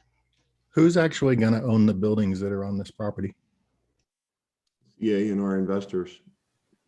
Okay, so your investors are going to own the buildings. So Unlike a traditional metro district where the bonds are taken out and those bonds are paying back development advances and everything, and the people who own the buildings are paying those bonds back, I'm struggling to understand this financing model where the developer is going to own the buildings and is going to have those bonds and have to pay those bonds back. This model does not seem to equate to a normal metro district model, and so I'm trying to really struggle to understand explain it to me, please, in a way that I can better understand, because this doesn't make sense. If the developer, you are going to own the buildings, you're responsible for the taxes for paying those back, then what's the point in having the metro district? How does that help the financing? I can answer, but I think somebody on my team can do a more succinct job. I mean, I'll take a first stab at it, and that is, so our customers are going to be tenants inside the building who pay us rent and also cover the operating expenses of the building. So the upkeep of the building, the maintenance of the landscaping, the plowing of the snow, the paying of the taxes, and those taxes, our model shows that we can form this metro district and pass those taxes back through to our tenants and still be within market compared to surrounding communities in terms of a real estate tax per square foot of building basis. And the other factor, if I may, Mr. Mayor, is the time value of money. So issuing the debt early in the project to fund the capital improvements needed to be made on the project, repaid back over a longer period of time. So it's not as if it's just money in one pocket, money in the other pocket on day one. There is a time value of money element going on here with Metro District financing. This is Bruce, Mr. Mayor. Another way to look at this that is kind of similar to what Joe and Megan are both describing is that the total capital costs that are eligible for public finance are in the $35 to $40 million range. And that comes up to about $15 per square foot of land. And the rents that industrial tenants pay cannot absorb that $15 per square foot of land premium to deliver buildings and space for tenants if it were to have to be paid for all up front with cash. And so by stretching it out over time and allowing it to be paid back over 30 years with property taxes is what brings the rents in line that allows CA and their partners to make the investment in Commerce City to create a job center like this. Yeah, maybe let me try to explain. I'm not public finance, but trying to not public finance banker, but try to let me parse it out between Metro District and TIF, right? So Metro District is that like Joe and Bruce said, we have to raise the mill levy on the Metro District in order to pay for some of these public improvement. But then the increased mill levy is paid for by future tenants. So that's A. And then B, as far as TIF is concerned, those are new money. So tax are assessed on this new building, shiny new buildings, and then there will be, X dollar. And so what we are asking is, so have some kind of pro rata or split, right? So, but those are not taking money from existing tax base. Those are new money generated by 840,000 square foot of buildings. So hopefully that kind of frame it. I don't mean to keep piling on this.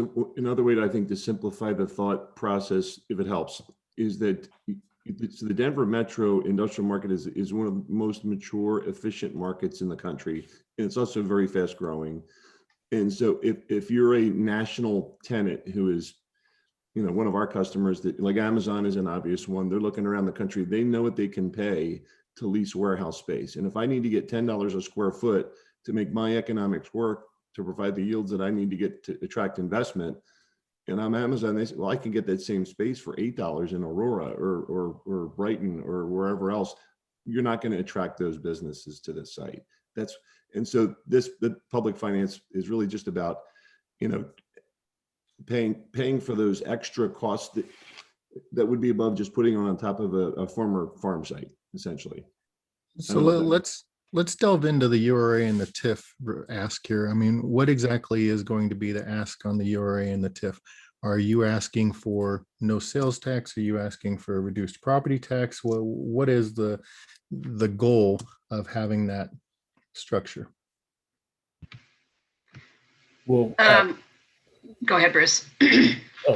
Sarah, I'll hand off to you quickly, I think, but one of the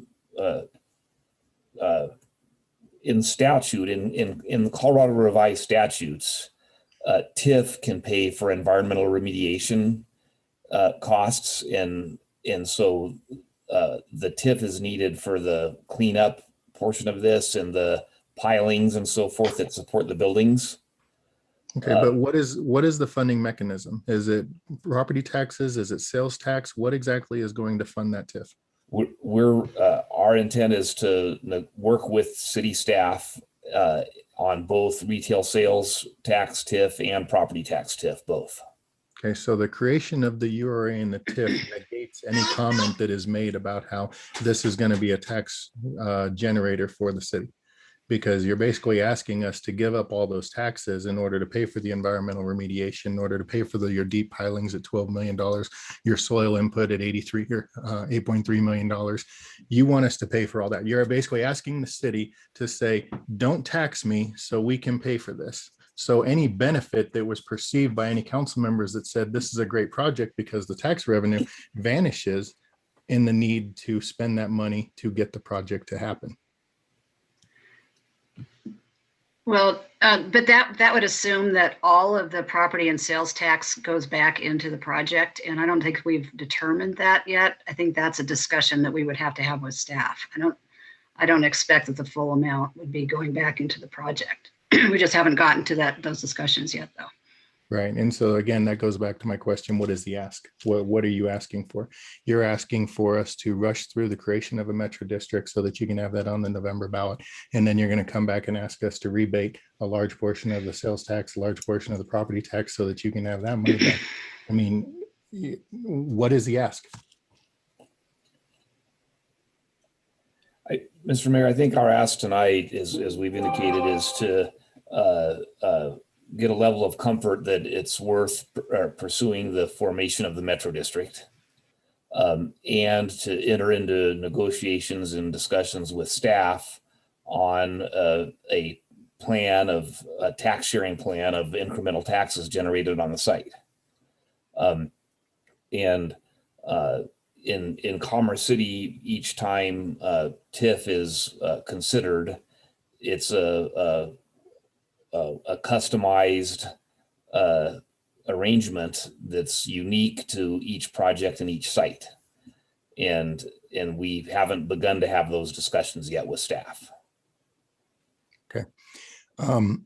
In generally, I'm opposed to the creation of a metro district. I will acquiesce on this particular one because basically the individual that's asking for the metro district is going to be the one on the hook for paying the taxes on the metro district. So it doesn't seem like this is going to put the burden on the back of a property owner. So in that essence, I'll acquiesce. But as far as going forward with the URA and the TIF, I think that's going to be a harder sell for me to figure out why it is that we need to continue to fund in that regard. So Councilmember Hurst, you had a follow-up question? My comment was going to be basically that we're not giving up 100% of the TIF. I don't think anybody would agree to that. And otherwise, we're never going to be competitive on this site if we don't do this. And that's why I'm sitting here trying to find out a way that it makes sense for us to move forward. But we can either, watch it catch on fire again and let it be nothing, or we can work with somebody who's willing to develop this on solutions.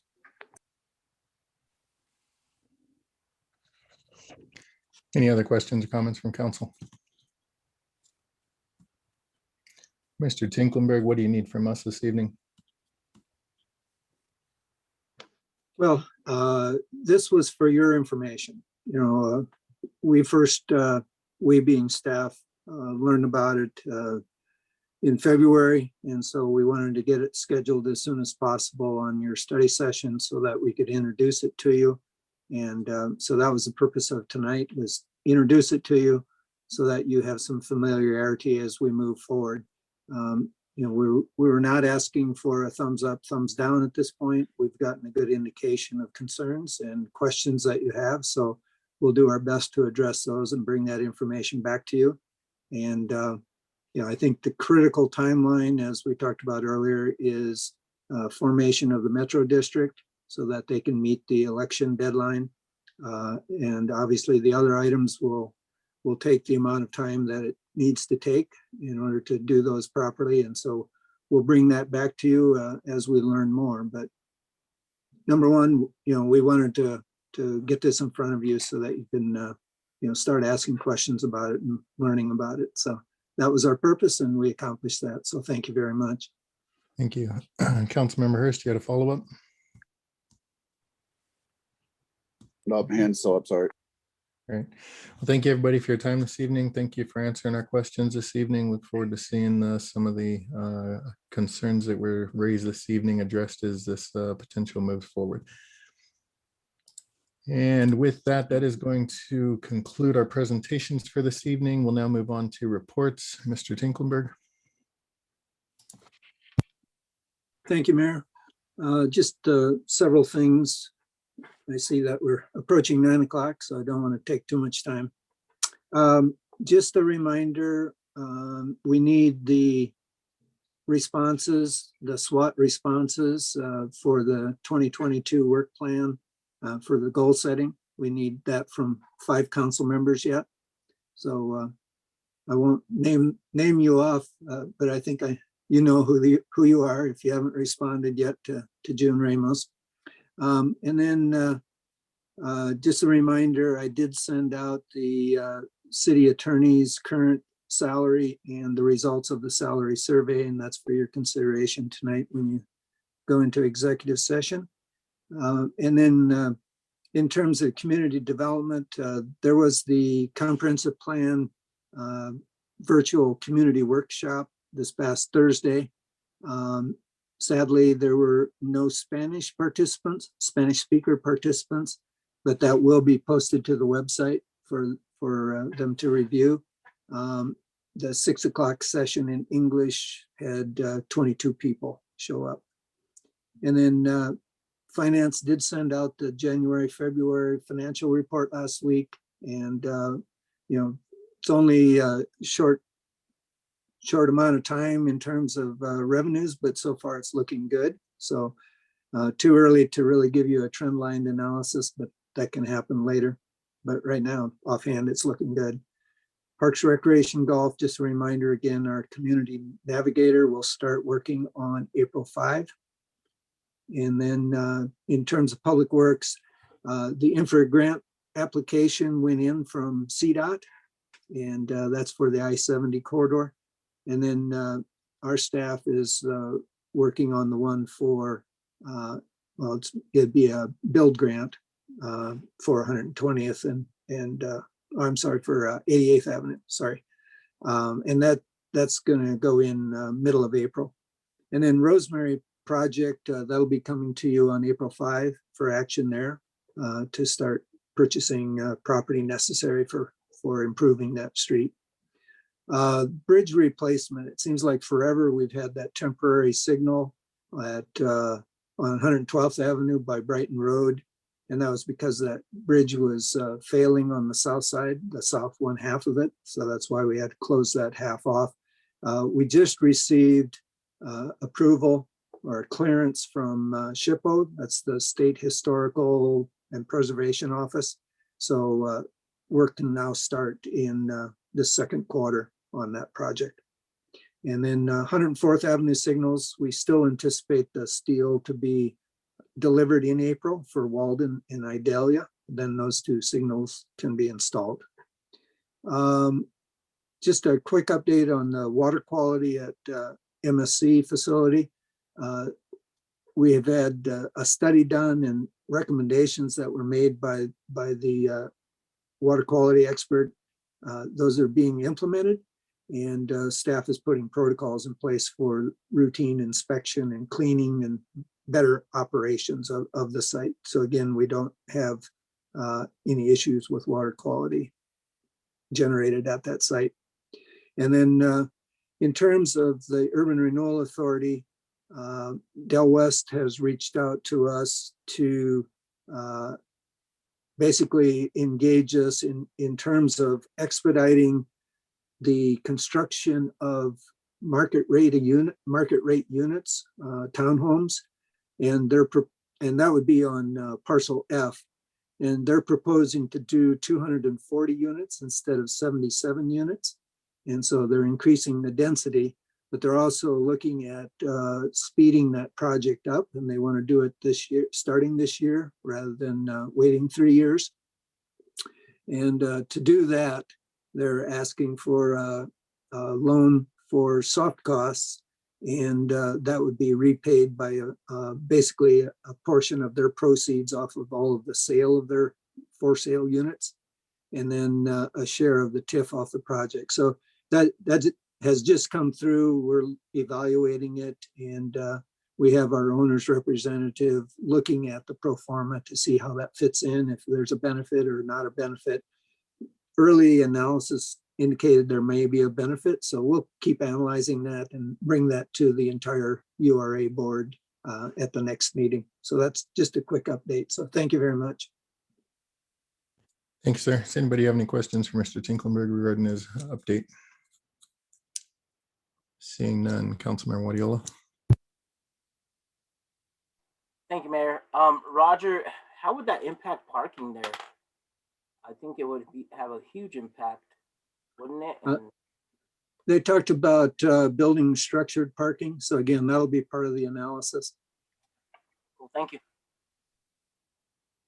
Any other council members wishing to make a report? Councilmember Alan Thomas. Yes, thank you, Mayor. I just wanted to give a big appreciation and recognition to Cheryl Karstens and all the other financial staff for to let the city know that she did receive a letter of recognition for a government through the Government Finance Officers Association. So I just thought she should be recognized, and all her staff for doing an outstanding job. So thank you. Thank you. Any other council members? Councilmember Grime.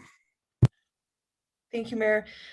Just wanted to publicly recognize that there was a tragedy in Boulder today, and there was loss of life of both citizens as well as a police officer. And I don't know if I'm allowed to ask for a moment of silence, but I think it would be appropriate. Sure, let's take that moment of silence.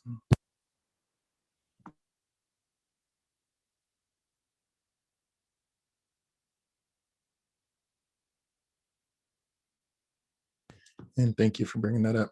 Any other council members wishing to make a report? Councilmember Noble.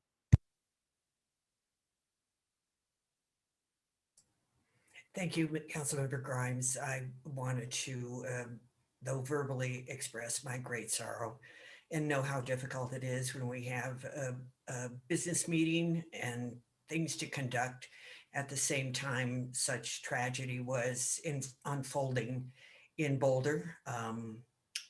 Boulder is my second home in many ways, and I was born there and know lots of people there. So I am gravely concerned about people who might have been in that King Soopers and what has occurred. So thank you very much for asking for the moment of silence. And I'm sorry I'm speaking after it, but I did want to say something because it's very painful to see what's happened tonight. Thank you. Any other council members wishing to make a report? Seeing none, I have a very brief one. I had the privilege today of delivering meals for Meals on Wheels with the Senior Hub. Would like to thank Director Keith for arranging that for me to go out and do that. It was a very rewarding experience, being able to see the joy in the face of the people who received those meals. So a great program, and I greatly do appreciate you setting that up. Also want to thank the finance staff once again, another award. You continue to represent the city very well when it comes to financial matters, and think that it's just phenomenal, all the great work you do. as well as the fact that we continue to be recognized year over year because of that great work. So thank you very much to you and your team, Ms. Karstens. And with that, we will adjourn the study session and we're going to jump right into some GID meetings. So at this time, I'm going to call the ECA GID ERA GID joint meeting to order. Tonight's ECA GID and ERA GID meetings will be held jointly in the interest of time. Roll call motions and votes will be taken only once, but recorded in the minutes for each board separately. This time I call the meeting to order and ask Secretary to call the roll. Chair Huseman, Present. Vice Chair Frank, Board Member Madera, Present. Board Member Alan Thomas, Present. Board Member Noble, Present. Board Member Wardiola, Present. Board Member Hurst, Present. Board Member Grimes, Present. Board Member Smith, Present. Chair Huseman, you have a quorum. Thank you, Mr. Secretary. At this time, I need a motion and a second to excuse those members not present. Board Member Grimes, So moved. Board Member Alan Thomas. Second the motion. I have a motion and a second to excuse those members not present. Is there any discussion? Seeing none, we will do a Mr. Gibson or Mr. Sheasley. Does this need to be roll call? It can be a voice vote, you. Chair Huseman. Please show your hands in the physical chat window so they can be counted. I apologize. The script said it had to be roll call, so sought clarification.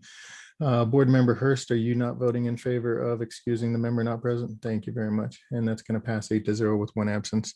Tonight we have one presentation for a placement agreement for limited tax general obligation loan series 2021 discussion. Would like to invite Roger Tinkelberg, interim city manager, to give the staff presentation.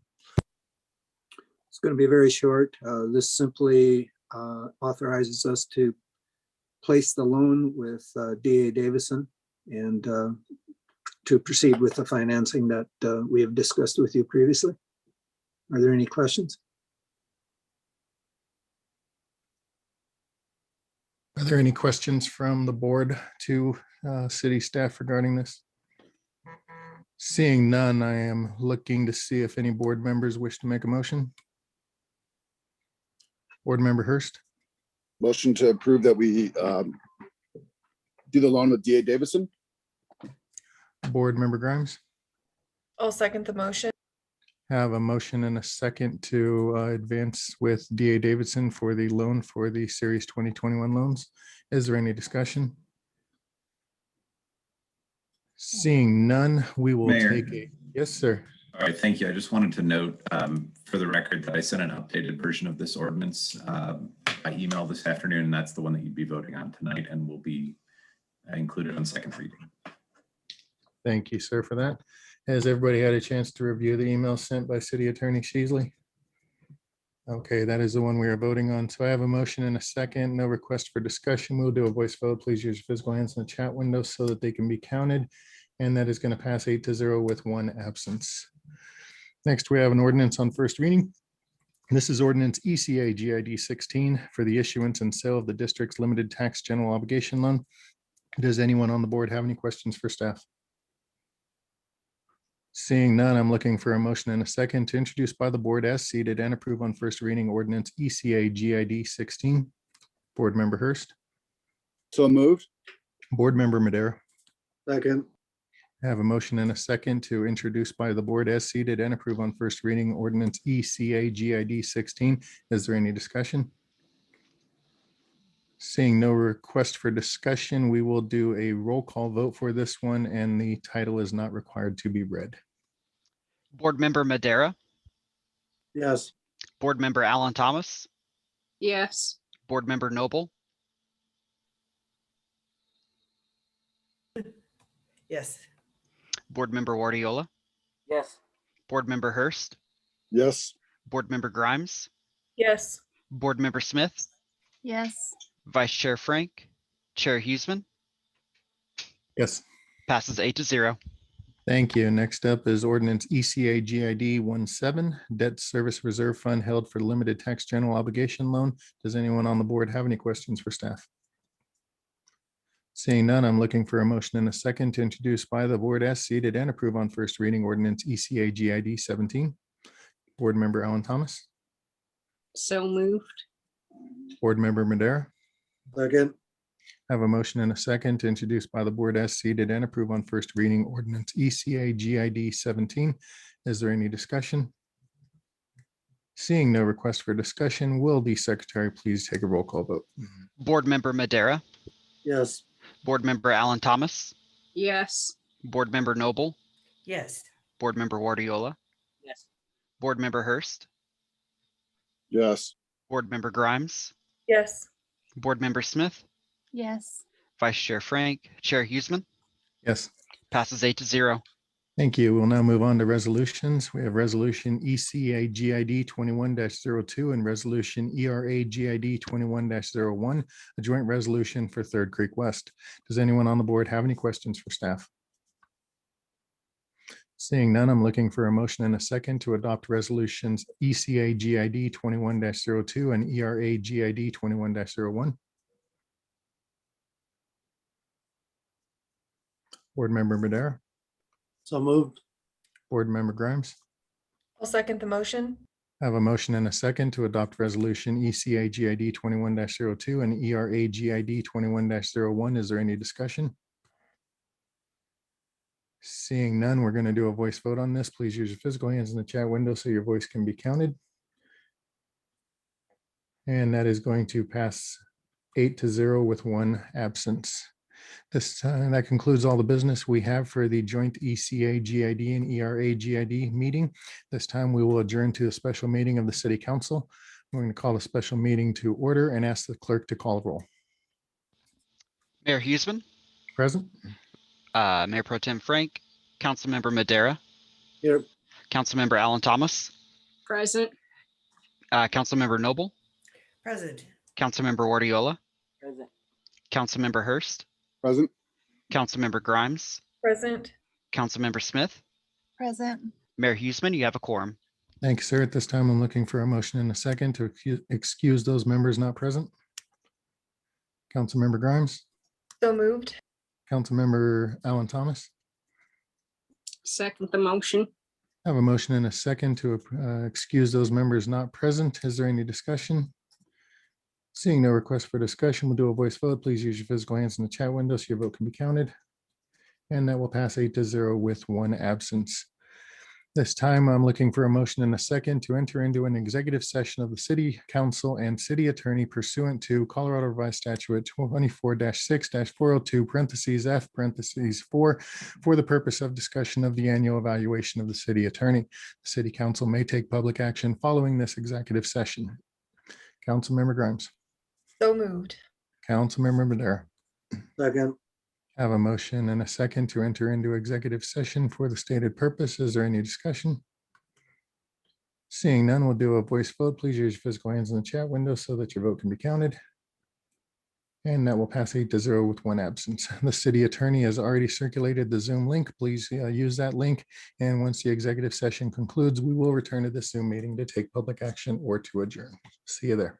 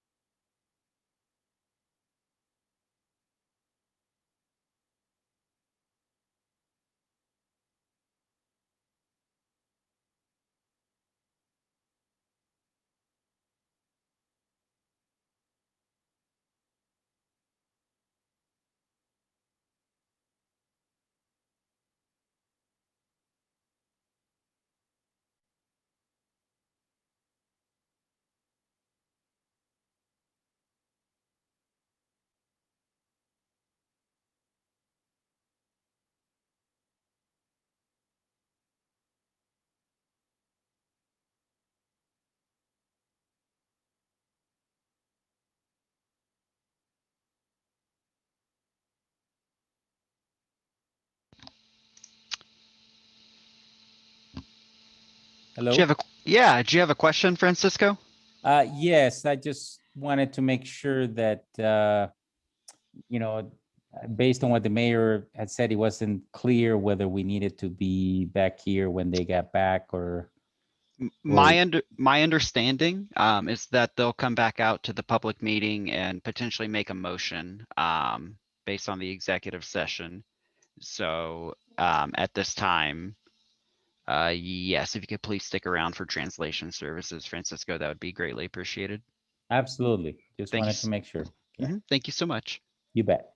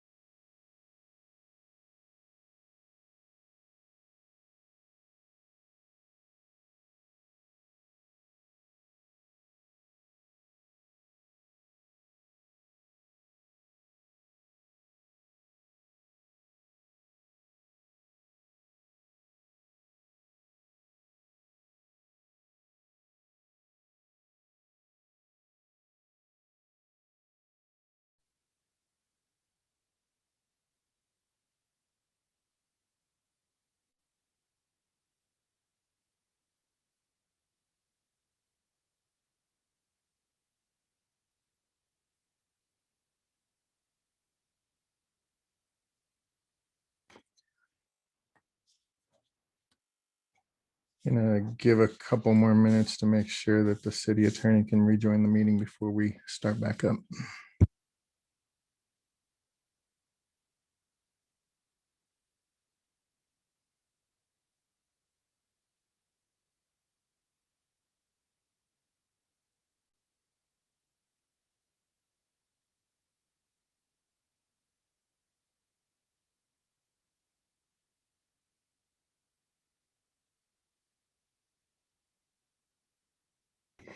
Okay, looks like all the players are here. We are back from our executive session. At this time, I'm looking for a motion.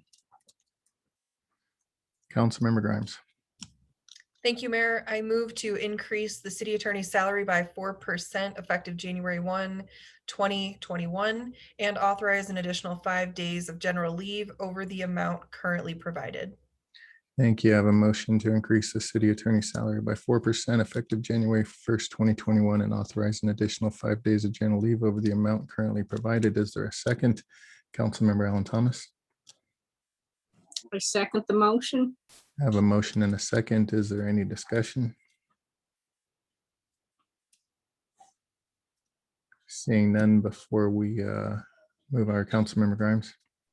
Thank you, Mayor.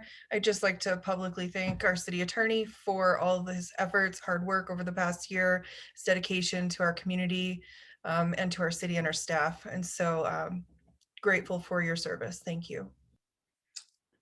Thank you. Well said. I wholeheartedly agree with those comments, and thank you personally for all the guidance that you've given me over the last year, especially. It's been very beneficial, and greatly appreciate the service that you provide to Commerce City. Does this need to be a roll call, or can it be a voice? It would be a voice vote, sir. All right, see, I'm still asking for that guidance. Everybody in favor of the motion to increase the city attorney's salary by 4% effective January 1st, 2021, and authorize an additional 5 days of general leave over the amount currently provided, please use your physical hands in the chat window, and that will pass 8-0 with 1 absence. Mr. Tinklenberg, do you have that? Yes, sir. Great, thank you. Do you need anything else from us? I don't think so. Thank you. Awesome. Thank you very much. Just want to say before we go, please, take an extra moment this evening to kiss and hug your loved ones, and remember that nothing in life is guaranteed, especially tomorrow. And although we witness tragic events, we're also witnessing people coming together and a community coming together and rallying around those events. And much the same that our community rallied around our fallen officer, we're seeing the same out of Boulder and the entire law enforcement community. And that's what it's all about. So just wish well wishes and thoughts and prayers to everybody that's been affected by this tragedy. Everybody have a good night. Have a good week. Good night, Commerce City.